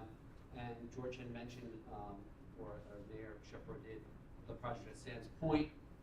That was a project where we stabilized a moraine bluff. So the same exact geomorphology of the bluffs you have here. These are left over from glacial retreat. So it's basically sand and pebbles. That's what we all live on here on Long Island. So we developed this, we sort of looked at nature and we said, well, why do these bluffs erode and these bluffs do not erode? And the ones that don't erode are the ones that have actual forests on them, not just little pieces of grass, but shrubs and herbaceous and grasses and even small trees along the base. And these are incredibly stable. So we thought, well, how can we possibly how can we plant these on? Because the second you take a trowel and you put it in this type of bluff, the bluff just collapses around you. And that's why here they put, this is actually your East Beach photo that we took with the drone. They tried to fix this by putting what's called geocloth down and planting on the geocloth. The problem is that in this situation, and which is very common with geocloth and geotextiles, is that erosion continues underneath the fabric. And then what happens is you end up with these giant trampolines, and eventually the trampolines are just stretched across these gaps that are forming by the erosion, and eventually they just rip. And now you have the added problem is that they're not just ripping, but they're actually now being pulled down. And that's why you have the collapse of your East Beach bluff. And that leads to all kinds of problems. And this same process that started the several collapses that you have along that are actually happening, in multiple areas. You can see, maybe not so well in this photograph, but you can see that there's these spots here that are happening. You can actually see how these gullies and rivets, rills are forming. And if you're down here at the beach and you look up, you really don't see this because you're seeing the grass and you're not really seeing it from right up on top. But this is the dynamics of your bluff. And if you go up there and you can actually take your hand and go like this, and there's nothing underneath the fabric. There's even grass still growing on it because the roots have held on to some clumps of dirt. So it looks like it's doing something, but it's not doing anything. It's actually all these disasters waiting to happen. So what we are proposing is to use the system that we use at Sands Point, where we got grass and shrubs to grow on a vertical to a near vertical to a 1-to-1 moraine slope. This has been now in place for 2 years.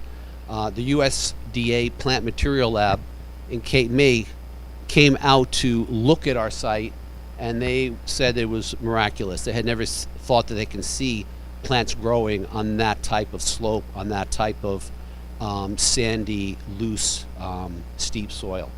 So what we came up with was a device that we can actually just screw in. It's an octagon, and these are metal coils, and this is actually a video. If we could click on that, I'm not sure if will that show a video? No. Okay. And what happens is these get screwed in just like you would screw a screw into a piece of wood. It's that fast.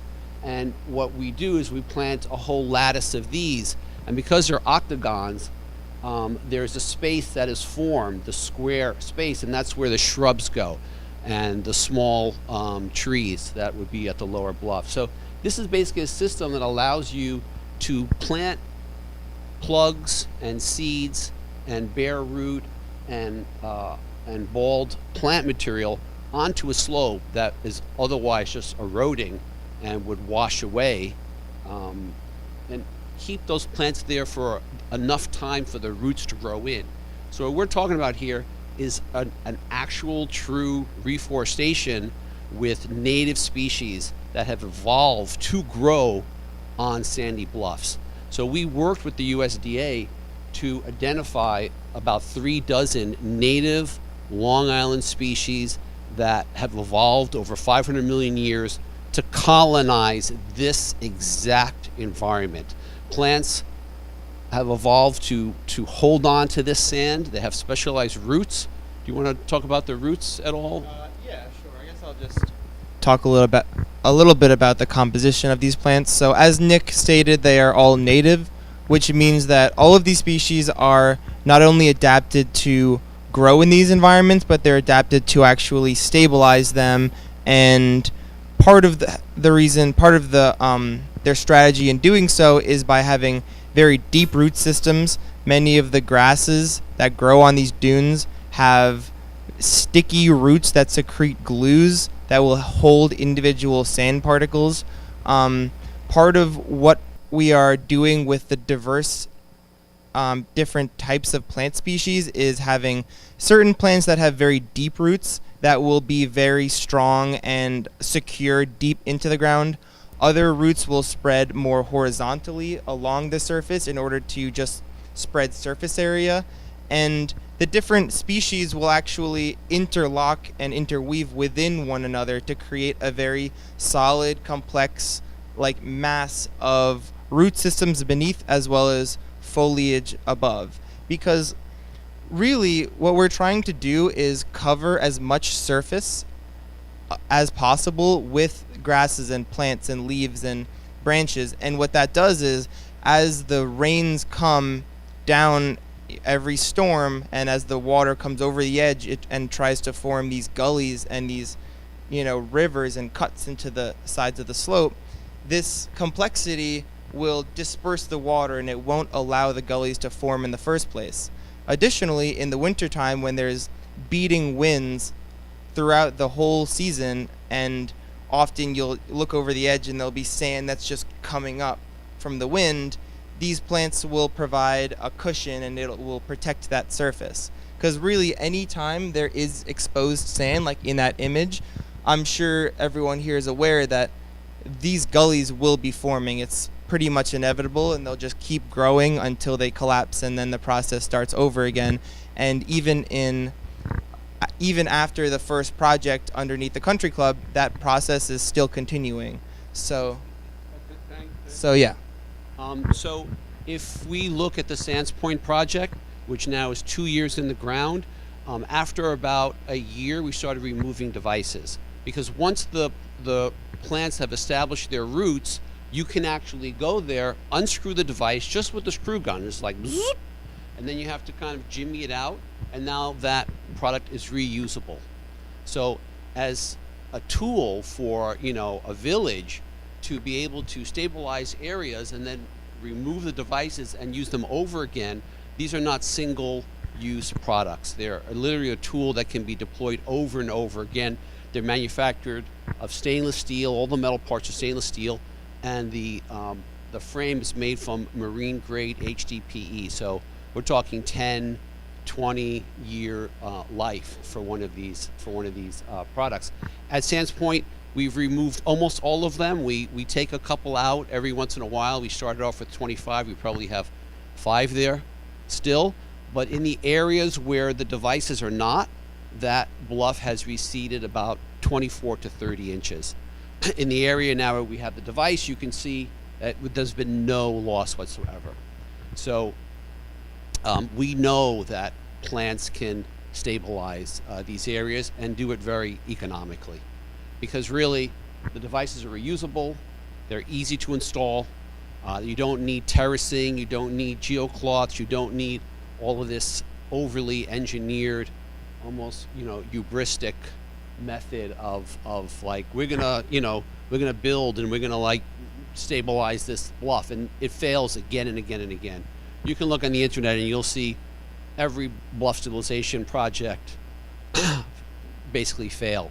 We're doing a 30,000 square foot private bluff in Nissaquag in October, and this was engineered into approved plans. So this project will happen, and we have about 36 different species of plants that will go into this project, and that leads us to what's actually called a Miyawaki forest. So Miyawaki was a Japanese arborist, and what he did is he discovered that plants don't like to be planted far apart, and that's basically what they do everywhere now. They just put these plants, and plants want to be close together. So when he planted a diverse amount of native species close together, the growth that he got and the vigor and the root systems were up to 10 times greater than plants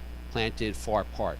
So what happens is the plants compete with each other, they also help each other. There's something called mutualism, and you know, this is kind of this was the first guide that we made with the USDA, again, the Plant Material Lab in Cape May.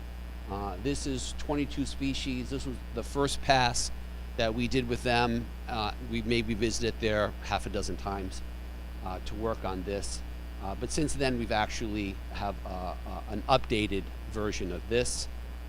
We have established nurseries that are supplying the plant materials for this project in Nissaquag. The town has gone out to look at his bluff. It's literally vertical, you know, with all of this just eroding areas. He's got, you know, his bluff is collapsing, like so many are.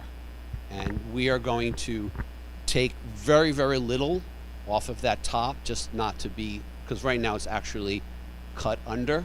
We're going to just take a little piece off. His original plants had 25 feet had to be taken off. I think now we're taking off maybe around 6 to 8 feet. And we're no longer terracing it. There's no staples, there's no geocloths. We're going to put the devices, we're going to plant these native species, you know, such as these that we've identified with the nurseries that are actually growing them, and we're going to reforest that bluff. And we're proposing the same thing to do as a test with your bluff. And what we're doing here is a one and done idea. You know, it's not to go back in 5 years because this has collapsed, because those core logs have collapsed, the wood has collapsed, the rocks have washed away. No, that's not what we're talking about here. We're talking about reforesting the bluff. And when a lot of people here, we've been out there at the bluff and we've had some town people come and say, oh, you know, there used to be like this forest there and it never used to erode, and we had this great beach and we used to do all these events there. That's what we want. We want to, we're Long Islanders, And we look at this as like our mission is to sort of protect vulnerable communities, produce diverse habitat, because these species are all species that are native. Their birds will eat the berries, migratory, local birds. You have these plants are hosts for butterflies and moths that, they don't really have places to exist anymore. So as we reforest this area, and we continue to reforest areas in other parts of the shore, we're going to also absorb excess nitrogen and phosphorus, because that's going to be taken up in the plant mass. So you're going to have less of that entering the Long Island Sound, which is a big problem, because excess nutrients from septic tank leakage and from fertilizer use contributes to harmful algae blooms in the Sound, which causes fish kills. We know all about that. It lowers productivity. It's bad for recreational, commercial fisheries. It kills seagrass beds. All this. Everything is connected. Everything is holistic. And that's why we're going back to nature. And so what we've done is we go back. So we're proposing to take this area, which is a giant trampoline right now. This was taken in May or June. I think June, right? So we're going to propose to use our devices and plant a natural forest in that area right there. And then you will see the difference of what happens when a real forest grows, not a monoculture of grasses planted 36 inches apart. Yeah, and I'll just add a quick note about the forest. We're not planting oak trees or anything very large, because a lot of times when you see these slopes that are forested, they'll have very tall trees, and that is unstable just because when one tree topples over, it's very heavy, there's very top heavy, and then it brings up a giant chunk of soil, which causes a feedback loop, and really is what happened last time there was trees on this slope. We have species that are very dense and very hardy, but don't grow tall. So it's very low growing miniature forest that still has lots of biodiversity, very similar to what you'd find on the dunes if you let's say go to Jones Beach or something, the dunes over there. And also another thing, in case, the aesthetics are something on your mind, these are all very beautiful plants. They're plants that people plant on their lawns, like bayberries, for instance, are very, aesthetic. You see them planted ornamentally all the time, and it's going to be a very full, vibrant, green, lush cliff face. So, another thing that I see in this is a lot of opportunity for community education. There's going to be a lot of pollinator species. It's a great opportunity to teach kids about, ecosystems and migrating birds and butterflies and hummingbirds and all sorts of, these natural landmarks that make the North Shore of Long Island such a special place worth preserving. Anything else? No, I think that kind of sums it up. Again, this is our mission. This is important to us. We're Long Islanders. As a family, when my sons were little, we would volunteer at Jamaica Bay Wildlife Refuge. We actually were involved in the first large-scale wetland restoration project at the Big Egg Marsh. If you look it up, you can find information of it. And we were volunteers. My kids were Cub Scouts, and they'd run out into the newly created mud flats, and we would plant Spartina. And that's really where sort of the ideas of plants absorbing energy came into sort of our minds. And when we launched Coastal Technologies, we launched it with a full line of coastal products, including oyster reef, scalable oyster reef that uses stone instead of used shell, because used shell now for oyster reef is impossible to source anymore. So we're using a natural stone instead in the oysters. And we're working right now with Cornell and the Seatuck Marine Lab to use our product to produce oyster reef and also to produce ribbed mussel reef, and that's being tested now at Bergen Basin in New York to absorb viral pathogens from human wastewater from combined sewer outflows when it rains hard.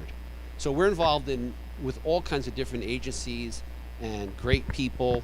There's a lot of incredible work being done out there, and it's all being done with the focus now of using nature and not trying to fight nature. And that's exactly where we're with this. So we would love to do this project with you guys. Like I said, we're doing a 30,000 square foot project in Nessaquag, so we're out here anyway, and we want to show like the world how easy it would be to fix this problem. I mean, this is not just happening here. It's happening everywhere. It's happening in Cape Cod. It's happening in Nantucket. It's happening in California. The Pacific Coast Highway is crumbling. We could vegetate those slopes just as well. And, you know, this is from Long Island. And, you know, I think we have to lead. And we have to show, you know, the rest of the country what our innovation is and how we're going to use nature and, you know, and the environment to fix these problems that, you know, we've caused, more or less. And that's it. Thank you. Thank you very much. Yeah, we're gonna open it up for questions. Go ahead.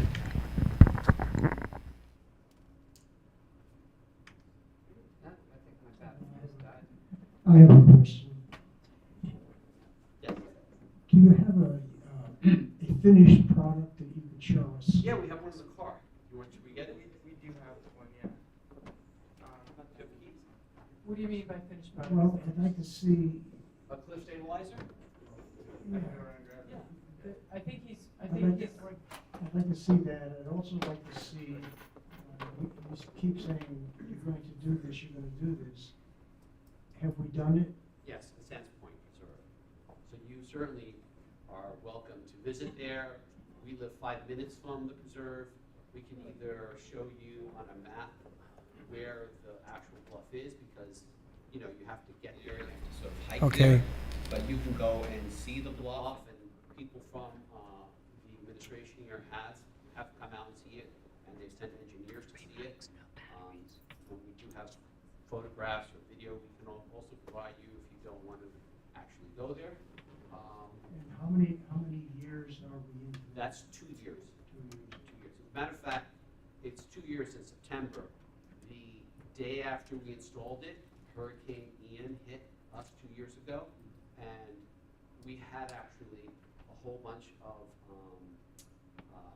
test plantings in different areas. They all were washed away.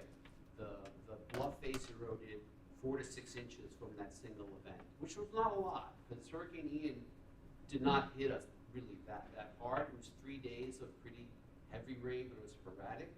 But the devices remained, of course, they hold with hundreds of pounds of force, and every plant that was planted in there was completely unaffected. So. Nick, the plants that you're planting, you know, we have a very large deer population. Right. There's such a thing as deer resistant. Are they deer resistant? Most of them are. Some of them are not. For instance, the beach plum deer do like to eat beach plum, and we can certainly take beach plum out of the plant mix. We've included some beach plum in the project in Nessaquag because we just really want to see like what happens. You know, will the deer want to walk in the devices, or will they be skittish about it? You know, maybe they won't walk in the devices. Here is one here. This is actually a prototype, but we have 10,000 devices actually in the ocean right now on their way to Long Beach. When you're answering, sorry to interrupt, can you grab your microphone so that people on the live stream can hear? Oh yes, I'm sorry about that. And that area that you're proposing for the pilot program, does that have to be backfilled at all? No.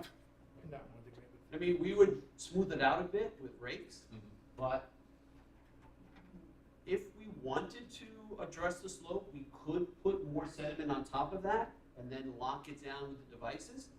And that is something that can be done, for instance, when you don't want to lose any of the cliff top. Let's just say you have a cliff top that is vertical or actually cuts in. We could fill that with sediment and hold it with the devices and get the plants and then grow into that and stabilize that. So the fact that it's a gully doesn't, you can still. yeah, you can. I mean, the devices will bend. This one is made of ABS. It would probably be best to like rake it down a bit first. Yeah. Like for instance, if we wanted to make it on something that has a lot of topography, one of the benefits to these being smaller is that they can bend easily. Like if these were a lot larger, then that would be more difficult. So part of the reason why they're this size is that it allows us to be much more modular to the changes of the surface of the land. Yeah. And because they're non-modular, they don't pull on each other. They only support each other. We have pull tests. We can show you videos of having, power winches pulling these out, and they pull out at about 800 pounds of force. When we first tested our first coil, we bought it at a junkyard. We bought a truck spring. We went out to Gilgo Beach and Gilgo Marsh, so we had mud flat and we had sand, and we screwed them in, and we were like, okay, let's see if we can pull this out. And my son, who's stronger than me, could not pull it out. And then we tried it together, and two of us could not pull one out. And we were like, okay, this is it. We figured it out. And they're deployed so easily.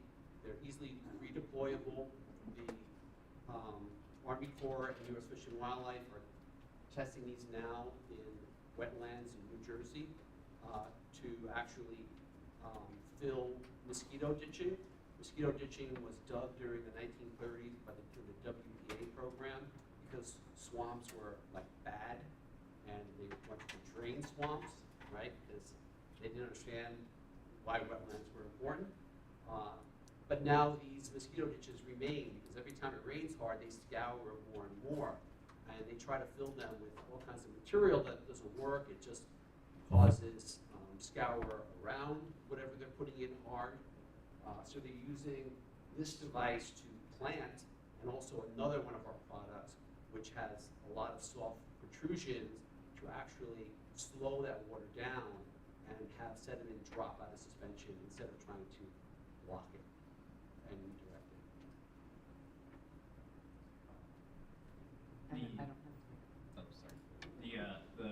I think the middle rectangle, that's the proposed area, is that the same?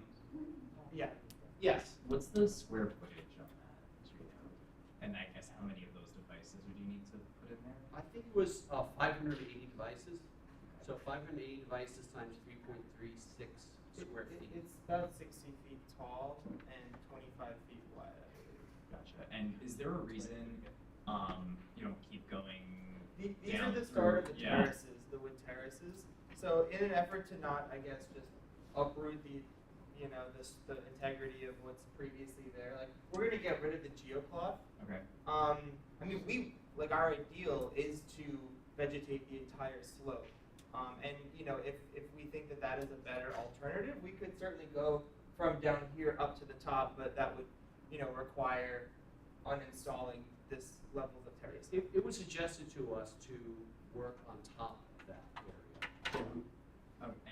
I guess, who made that suggestion? I mean, we had many meetings with the town engineers, and with other engineers that are brought in by the town, and The they said, village, you okay. mean, like, Portrait Village? Yes, I'm sorry, not the town. No, I Village. need to. No, I said town Which before, and authority, somebody yeah. said to me, we're not a town, we're a village, so I should remember that. With the village, yeah. Yeah, with the village. So we have given, we produced other proposals for larger amounts of area. So we thought this would be an easy way to test a small amount, but we certainly would prefer to do the entire East Coast, the East Beach Bluff. Yeah, I'm just trying to understand, does it make a difference not going all the way? No. through the Well, okay. we could leave. We could leave the that those wood structures there. We prefer to take them out because they're just not naturally. They shouldn't be there. But we And can then- go all the way down. Does your engineering consider what the village had planned for the top wall as well? That's still TBD. I mean, we have our own opinions about putting a giant wall up there and slicing the bluff. And I don't know if this is the time and place for us to tell you our opinion, but we think that that would be very counterintuitive. Okay. Thank you.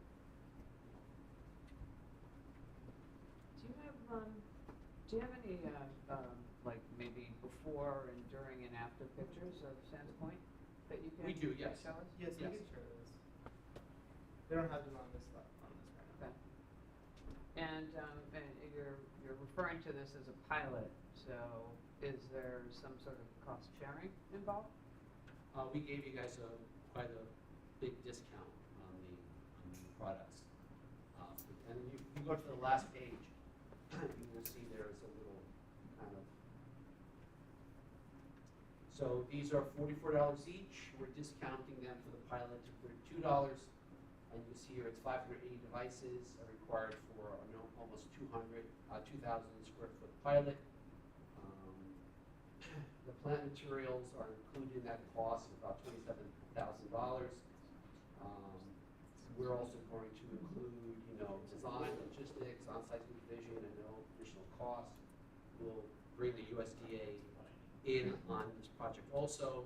They can offer their expertise and technical assistance. They want to be involved in this. They're also testing some strains that they have produced specifically for coastal projects, recent new strains. So they're excited about this test also. And there is still time to schedule the pilot, but the plant materials are time sensitive. So really, we would have to know, like, in a matter of days if you wanted to do the pilot. Now, we could install the devices and then plant in the spring, because once you install a device, you basically lock down the sediment. You're no longer going to get splash erosion or sheet erosion or even wind suspension erosion. You're going to really just hold a lot of that. And then we can go back in and plant in the spring.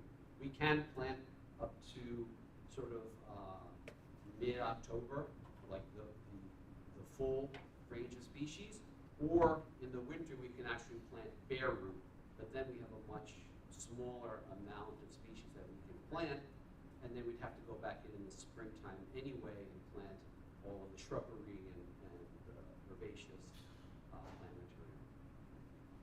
And because I know the DEC has a continual stream of opinions about what can and can't be done on the bluffs. What's the communication with them? We have spoken to the DEC many times, and they're very excited by our system, and they've basically said that they think that we would have the least amount of regulatory oversight because devices are removable. And that's something that they're like, wait, these are removable?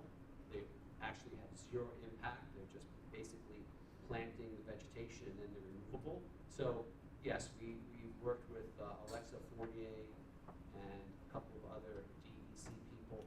The Nissaquag plans are DEC approved, and you could speak to their village there, Mayor Smith.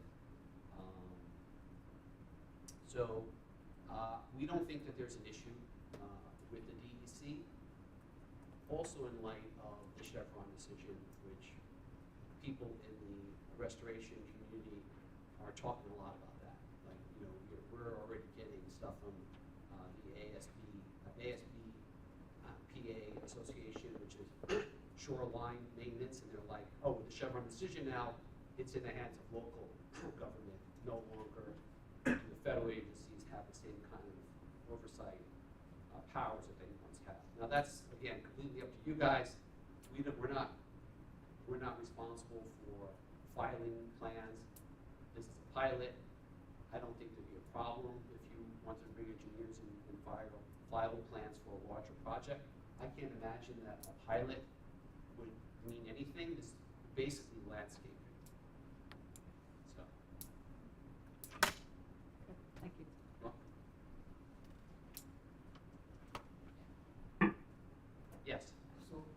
question regarding the area that you're proposing to pilot. Is that erosion occurring because of uphill runoff that needs to be redirected? Nick, when you take a question, if you take a question from the audience, can you please repeat what the question Okay, was sure, so sure. we can hear it on the Yes. live stream? Go ahead, I'm sorry, sir. So, to repeat, the erosion that's occurring in the pilot study area, is that being caused by runoff from above? And That's if great. so, how are you going to address that? Yes, that is a great question. So what is happening there are basically, the question is the erosion that is happening at these bluffs where the rip gullies are forming, is it caused by runoff from the top? And the answer is yes, but also there are many other factors. There's a multiple of factors.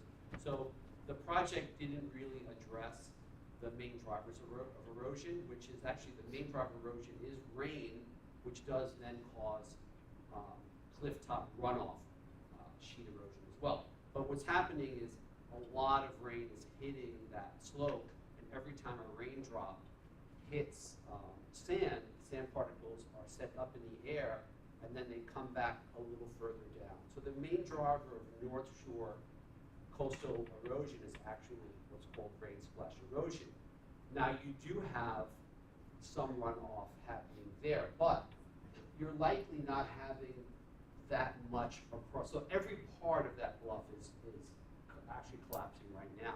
And we've been out there during rain, and there's parts that are eroding that are not getting any runoff erosion. But that is something that should be addressed at the East Beach site also, because it's very easy to address those issues. There are things that are not being done there now, which can be added very easily. Rain buckets, rain barrels, swalls, all kinds of more permeable, ground cover, as well as plants that absorb and evapotranspire water to a greater extent. It'd be actually quite easy to treat the top of the bluff to prevent that added erosion as well. But these devices, when runoff erosion comes down, it's the speed of that water that runs down that actually picks up the sediment and brings it down slope. So if there are a lot of trees and a lot of plants, not trees, I keep saying trees, sorry.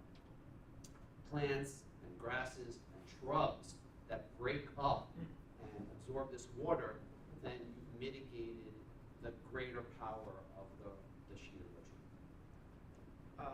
Yeah, I'll just add, it's interesting you note that, because that question, I guess, is being brought up by community members, and it was recently that we were speaking with a member of Port Jefferson who actually described him walking over to the East Beach bluff during a rainstorm in order to see what was happening, and even in the massive gully of the massive gash, if you could go up a couple slides maybe.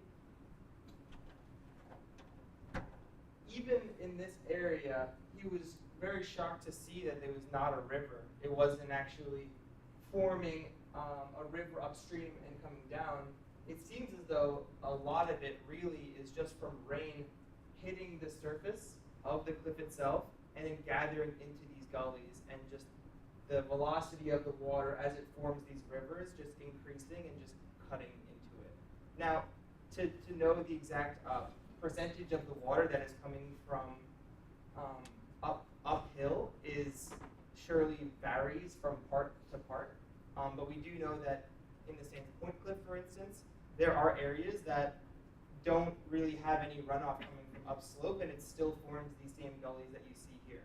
So an integrated approach that seeks to solve runoff issues upland as well as on the surface of the cliff, in our opinion, are both very important aspects of it that are worth addressing. Thank you. Also, that erosion committee member said that he went out in a driving storm. He said, I went out there in the worst storm that pleasantly surprised that he didn't see rivers of water just washing down.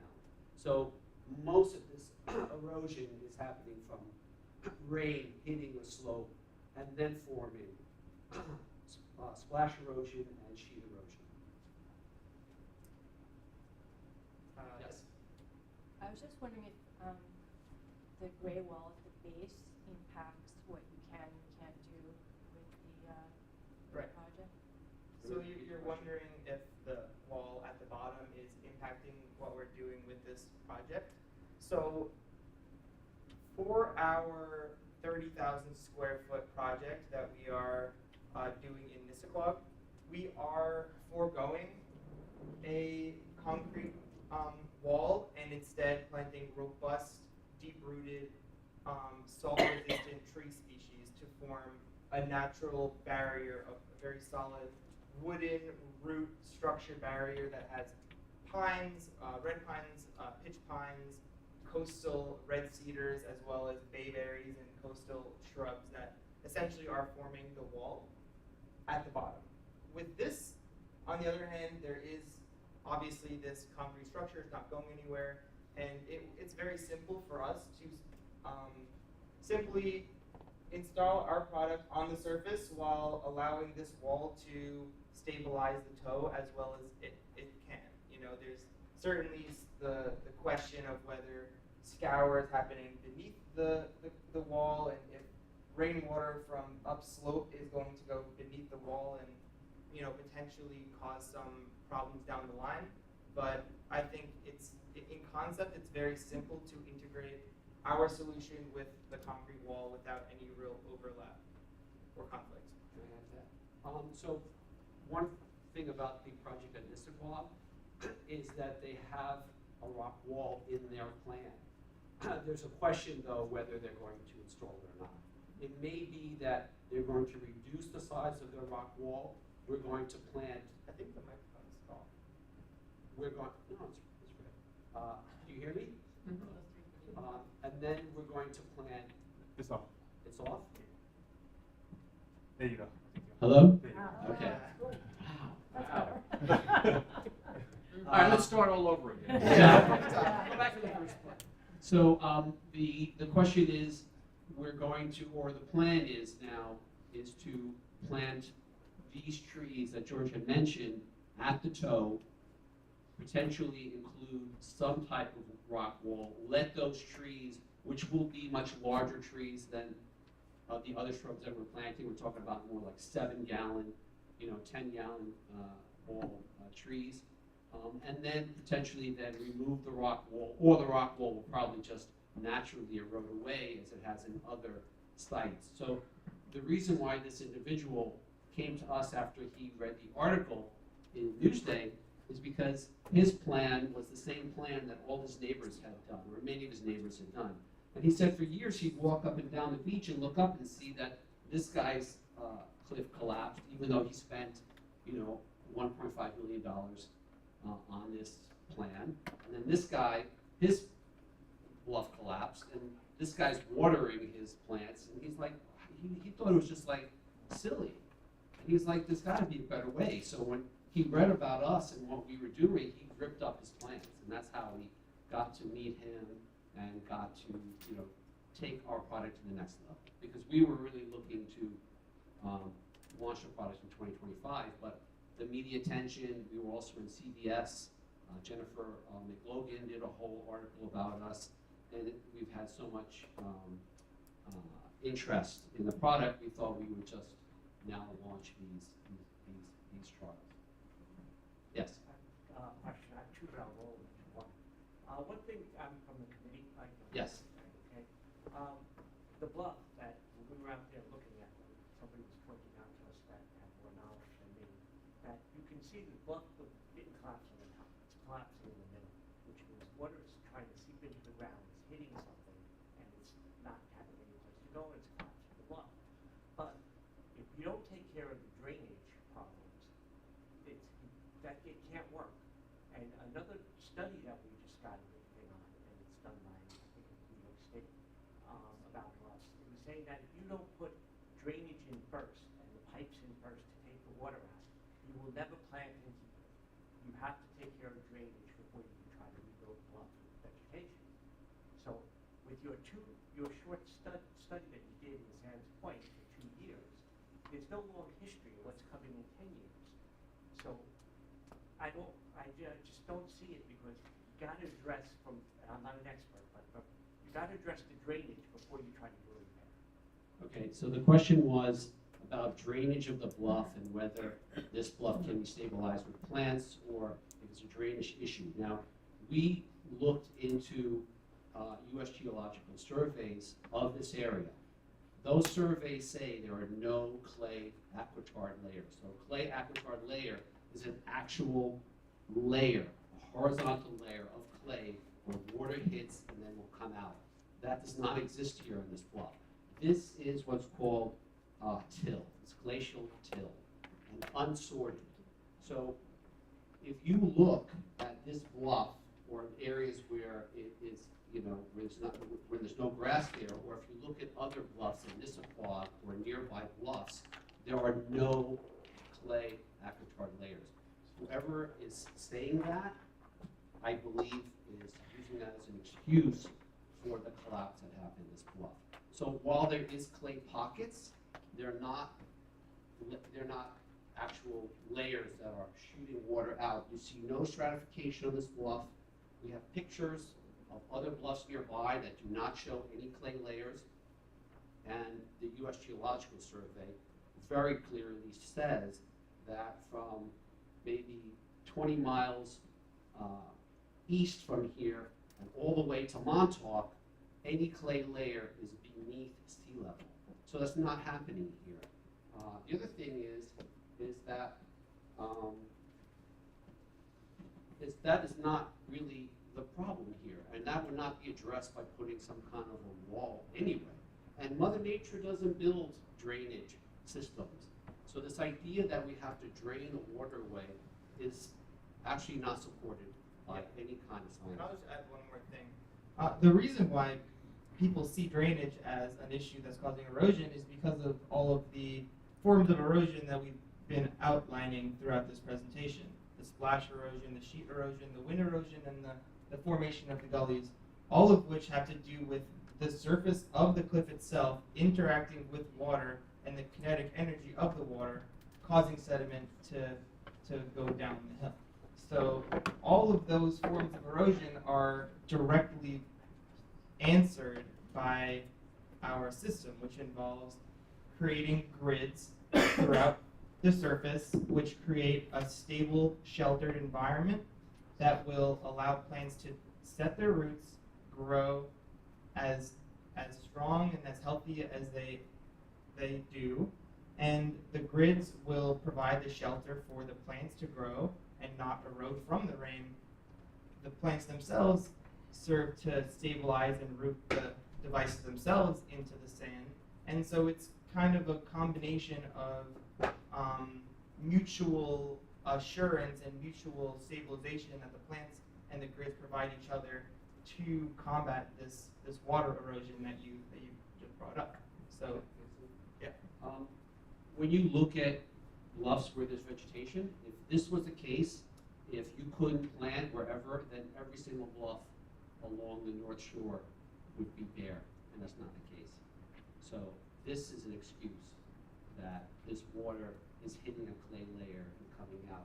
This is happening from raining. This is 99% of the problem here. Actually, probably not. You have also what's called wind suspension erosion. Wind does come up the bluff from the shore, and that can suspend particles and can move them. So you say that we don't have our product in for 10 years? That's correct. So if you don't want to do this here, we understand that. But if you want to come back in 10 years, you'll have no East Beach Bluff. You'll lose your country club and the infrastructure, your assets, your town assets, and you certainly can wait 10 years. That's completely up to you. I don't suggest it. I think what you're going to lose is too valuable, and I think what you can do here to restore this ecosystem and have actual habitat and have a stable beach is more important. But again,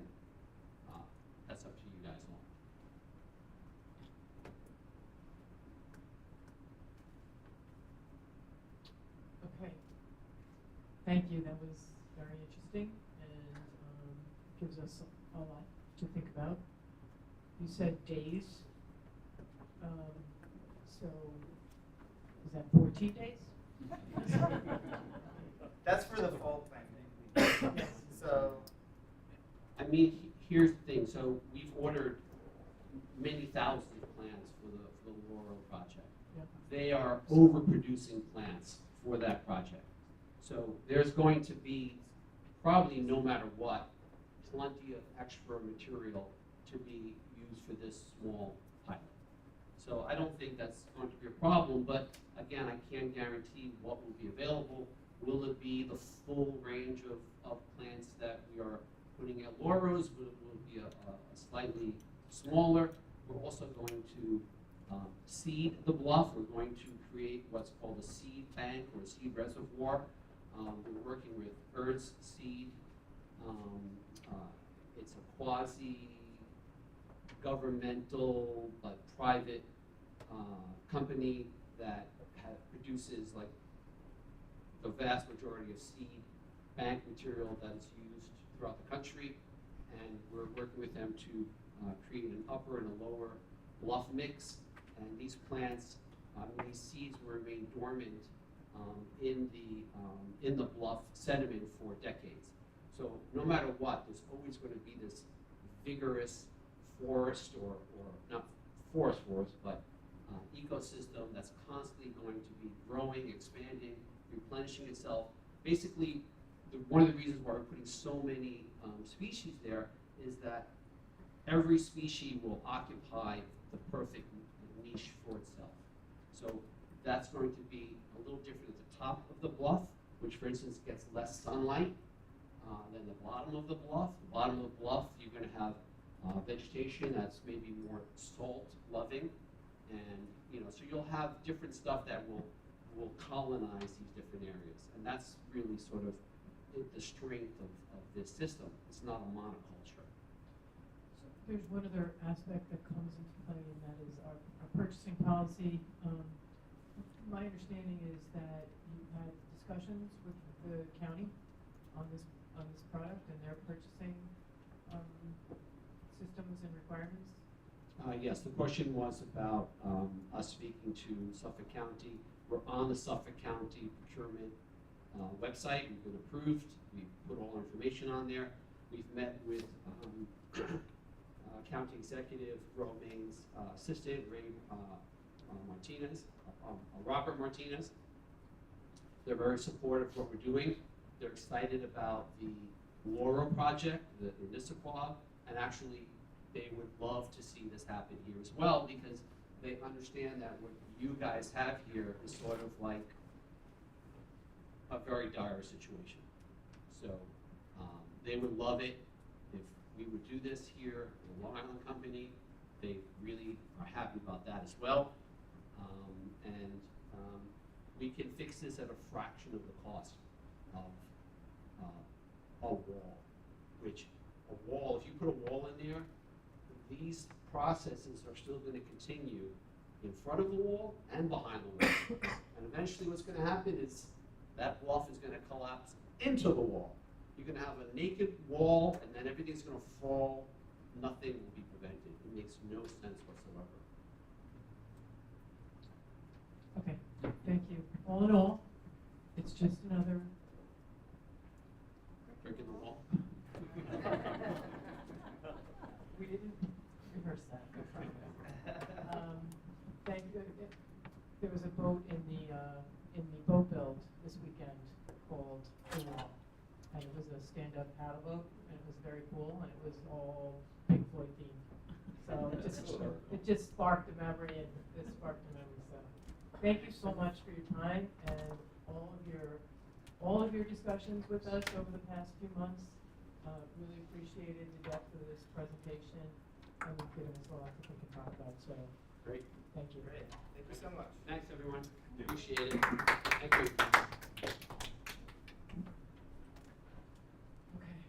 Okay, back to our regularly scheduled agenda.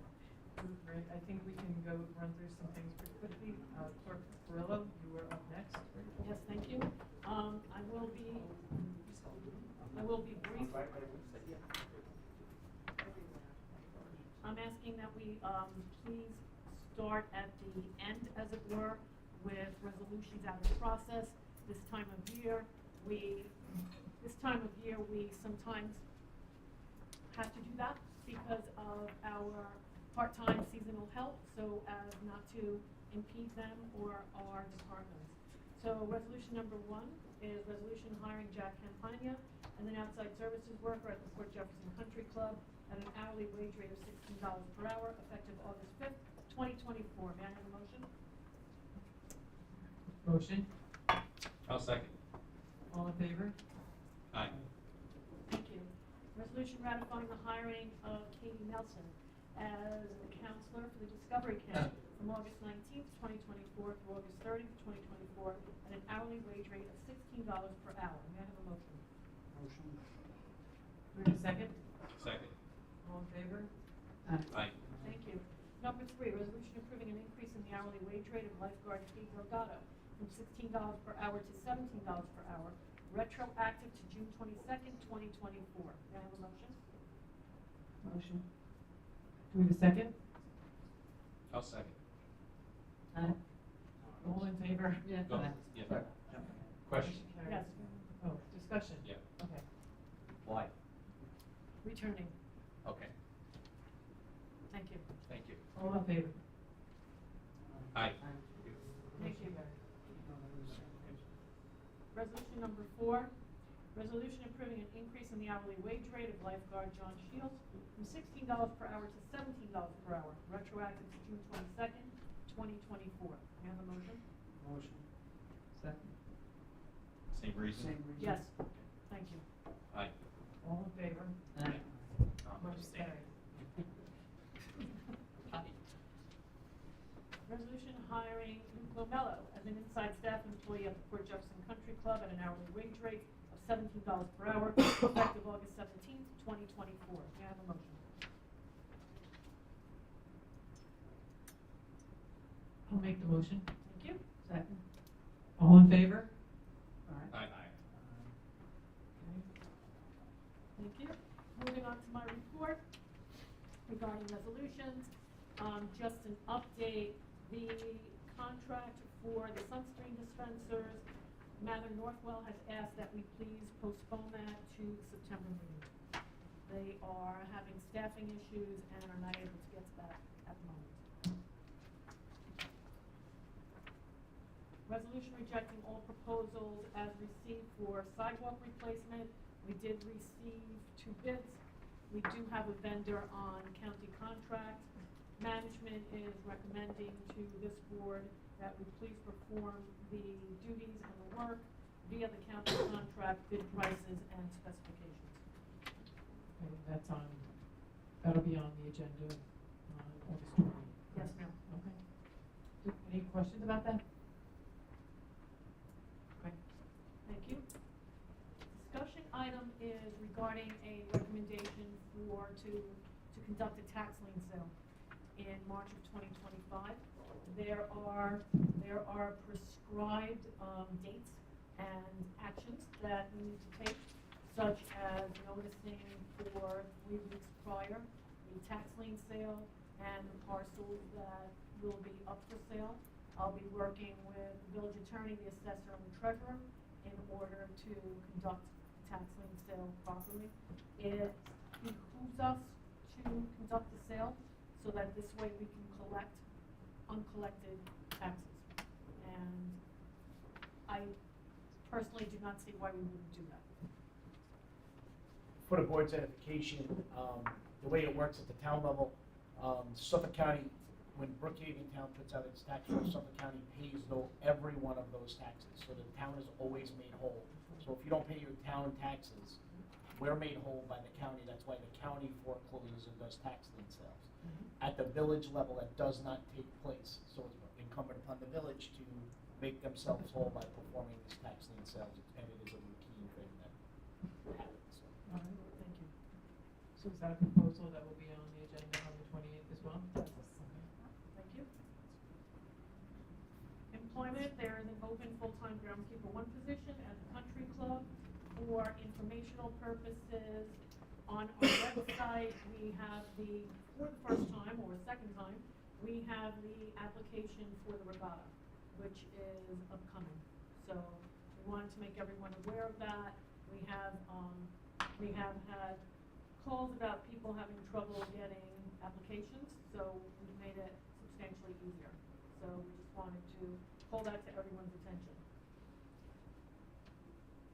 An AFLAC representative has requested to host open enrollment meetings at Village Hall. This has happened once or twice before.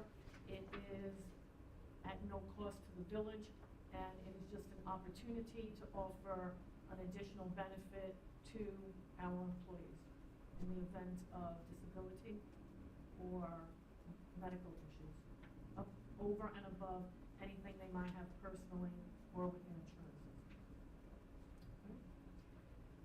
The roof restoration project is ongoing. We had a lot of rain within the last couple of weeks. The roofing company has been diligent about making up time, working on weekend, asking for permission to do so, and working with myself and the required department heads to make sure that they have everything that they need. Okay, so that begs the question. Yes. We had a lot of rain. Yes. We've had roof work. Yes. Have there been leaks in the buildings? Not that were reported to me. I'm looking back to Mr. Freeling. The buckets are empty. Yeah, empty buckets. Okay, good news. Lastly, the IMA for the Harbor Commission implementation of the Harbor Management Plan was fully executed. So that is in hand in my office, and that agreement is effective through May of 2029, and that is between ourselves, Brookhaven, Belterre, and Oldfield. And that's all I have, unless there are any questions. And Pocahontas. That's fine. Yeah. Thank you. Okay, thank you. Treasurer Gafka. Good evening.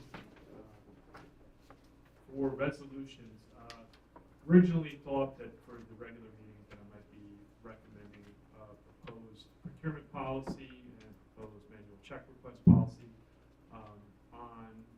Still working with our financial consultant in the clerk's office on tweaking those policies based on some of the best recommendations and what's out there. I'm not sure they'll be ready for the August meeting. We're going to work hard towards trying to get that to the board prior to the meeting if it's done by that. However, the thought was I might be able to get it onto the meeting. I'm not sure that's realistic, but we're going to work hard to see if we can meet those deadlines. We work closely with the Budget and Finance Committee to vet the audit RFP responses. In consultation with the Budget and Finance Committee, the chairperson of the finance for the Village of Port Jefferson, along with our financial consultant, I believe we all are aligned in a recommendation for a new independent audit firm, which we'll be presenting for the regular meeting to be approved. Okay. It was really number one for everybody. Unanimous? Yes. Recommendation? I will be having several resolutions, one of which will be, we received a generous contribution from the Business Improvement District towards parking capital improvements, or the meters and possibly the puck system, depending on what the board takes action on. They contributed $23,200. So there's going to be two budget amendments, and we know how much everybody loves my budget amendments and resolutions. There will be two to record the intake of that money and then the transfer over to the capital fund so that it can fund whatever needs to be funded for that project and the parking of the project. I believe there potentially could be additional funding for capital for sidewalk work and remediation using the ARPA funds for Rocket Ship Park and Wood Lane, and potentially the tennis court, which is the tennis courts in that area, which is in conjunction with a Suffolk County grant as well.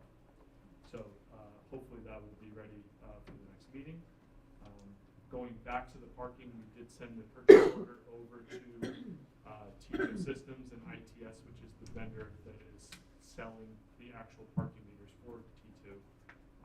We're working through some programming language so that it shows up on the screen exactly what you're supposed to do, so that it's very clear for everybody that's paying for parking what they need to do. My observations, just since I've been walking around and working with these meters, is that what we have now is just not sufficient. The messaging is terrible on them, and they're just very old and falling apart. So we're at the end stages, and the sooner we can get those meters here, the better. So I'm working with staff and everybody to try and get that expedited as quickly as possible. We touched on the capital audit and PKF, so we don't need to go over that again. Parking meter and parking meter revenue. So I'm happy to report that when you compare when we opened in April 15th to last year when we opened in March of 15th, the village is up $20,000 with a month less of revenue collection. The same period, if you compare April 15th, 23 to April 15th to 24 to the end of July, the village is $61,000 up over the year. And July itself, 23 versus 24, the village took in 10,000 more in parking meter revenue. So it's doing well. August seems to be trending in that same direction, kind of like July, maybe around 10,000 more. Weather dependent. We've had very good weather for the most part, especially on weekends. So if that continues, it should continue to do well. There was no change in the pricing structure, right? There was. There was during the week. Weekends was always $1.50 an hour, and during the week it was $1 an hour. So now it's $1.50 an hour, every hour that you would pay. But we have cut the time down too for enforcement from 12 to, I believe it was 11 to 12 to 8. So it's still a positive. Is there a way to also know, I guess, just the number of transactions, because that would help understand, like, is visits going up, I think right? it's probably a rate volume analysis. No, Have you done one? I can get that information. Yeah, because that'll answer your question. It would just be interesting to know. Right. To see, like, are people visiting more? It will also go towards our economic opportunity task force's mission and vision to help, record the number of parking transactions and just as the ferry visits, ferry rides too, incorporating that into the depth of material that we're creating for economic opportunity. And we're tracking things much more effectively, right? So the more we do that, the more we're going to be able to have data-informed information and make data-driven decisions. Yeah, and two key pieces of information with that is that we also collect money from Danfords for their spaces that they charge for and then pay the village. For whatever reason, prior years, the record keeping seemed to fall off a little bit with Danfords. We had a very constructive meeting prior to the season opening. They got on board with their hang tags and everything, and that you could see a drastic difference in the amount of transactions being reported and revenue that came in that way. We've also seen a large increase in the usage of the EV chargers, so that revenue is also up. So there are probably more electric cars out there to use them, but they are being used more, almost 30%. And if you use the EV charger, do you still have to pay for parking? No. Right. Just wanted to make that clear. As an additional update for the fund balances of where we stand prior to our independent audit, 531, the general fund at 531.24 is right around 1.3 million. Is the ending fund balance. Obviously, when we get the final numbers with PKF and we sit with them and go over to make sure we agree, those numbers could change based on recommended fixes to the capital fund. The country club fund is currently at a negative $641,000 fund balance. That is largely due to several corrections in the bunker project that we did, that we used what was the fund balance at the time prior to some of these corrections to do that project and pay with cash. But by all accounts, and Trustee Laps can correct me if I'm wrong, but everybody seems to think that that bunker project was a huge success for the membership. And the capital fund balance at the end of fiscal year 2024 was 2.6 million in deficit. So that was brought down from what was a $8 million deficit to 2.6 in fiscal year 2024.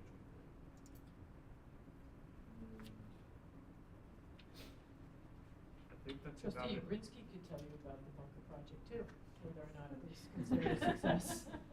So I could probably tell you tomorrow. I'm afraid I'm much more interested in the general fund and the capital fund deficit, so, and what we're doing to remediate this. Plus, you don't find yourself in the bunkers very often, do you? I try not to, but it does happen. Thank you, Stephen. Anything else? That's all I have unless there's any other questions for me. Thank you. I just actually have one request. We probably have a lot to cover on the next Budget and Finance Committee meeting, but it would be great to just add the purchase process modernization to that discussion. Just Procurement policy. Okay. There you go. Yeah. Not a problem. Yeah, that'd be great. Just an overview of what you're doing would be fabulous. That might hasten the final result as well. Yeah, but there is some editing that needs to happen, and then once that editing has been done, it'll be resent out to be reviewed. Your meeting is when? The 22nd? Okay. It's next Thursday. We're doing it every day. Plenty of time. Okay, thank you. And Attorney Moran, do you have anything to report today? It's just that we continue to work on training to bring about more level-handed enforcement throughout the village, trying to hold everyone to the same standard, including the village, on certain issues. The communication has been great. There's definitely a willingness on behalf of our DPW and James Mordaco to embrace some of the changes that we're implementing and the want to understand their role and the training, and everything's moving in a positive direction on that front. And I also brought up the issues earlier when talking about the parking and the numbers, which was part of my, other than that. Thank you. Okay. Anything from anyone else at this point? All right, Clerk Pearl next. Next, we have a motion, please, to move into executive session to discuss a contract negotiation and the specific performance of a particular employee at 7:47 PM. May I have a motion? Motion? All in favor? Aye. Thank you. Can we know for the public, are we voting on anything when we come back? Is there an anticipation that we'll be voting, or should they wait around, or should we? It's not expected, Mayor. Okay. All right, thank you. Yes, we are. Pardon me? Yes, we will.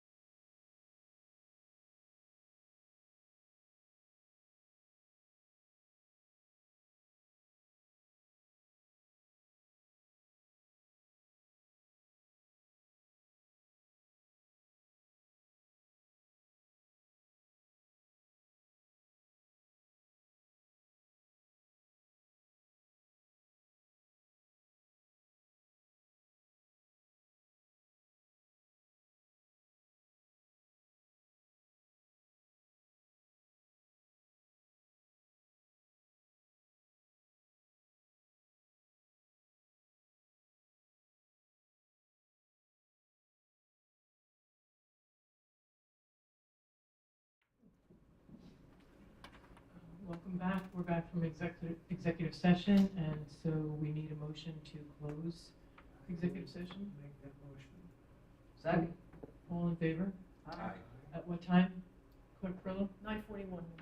Thank you. And now we need a motion to close, right, what's the meeting? To close the Adjourn. August 14th, 2024 work session meeting of the Board of Trustees at 9:42 PM. I will make that motion. I'll second it. All in favor? Aye. Motion carries. Thank you. Good night.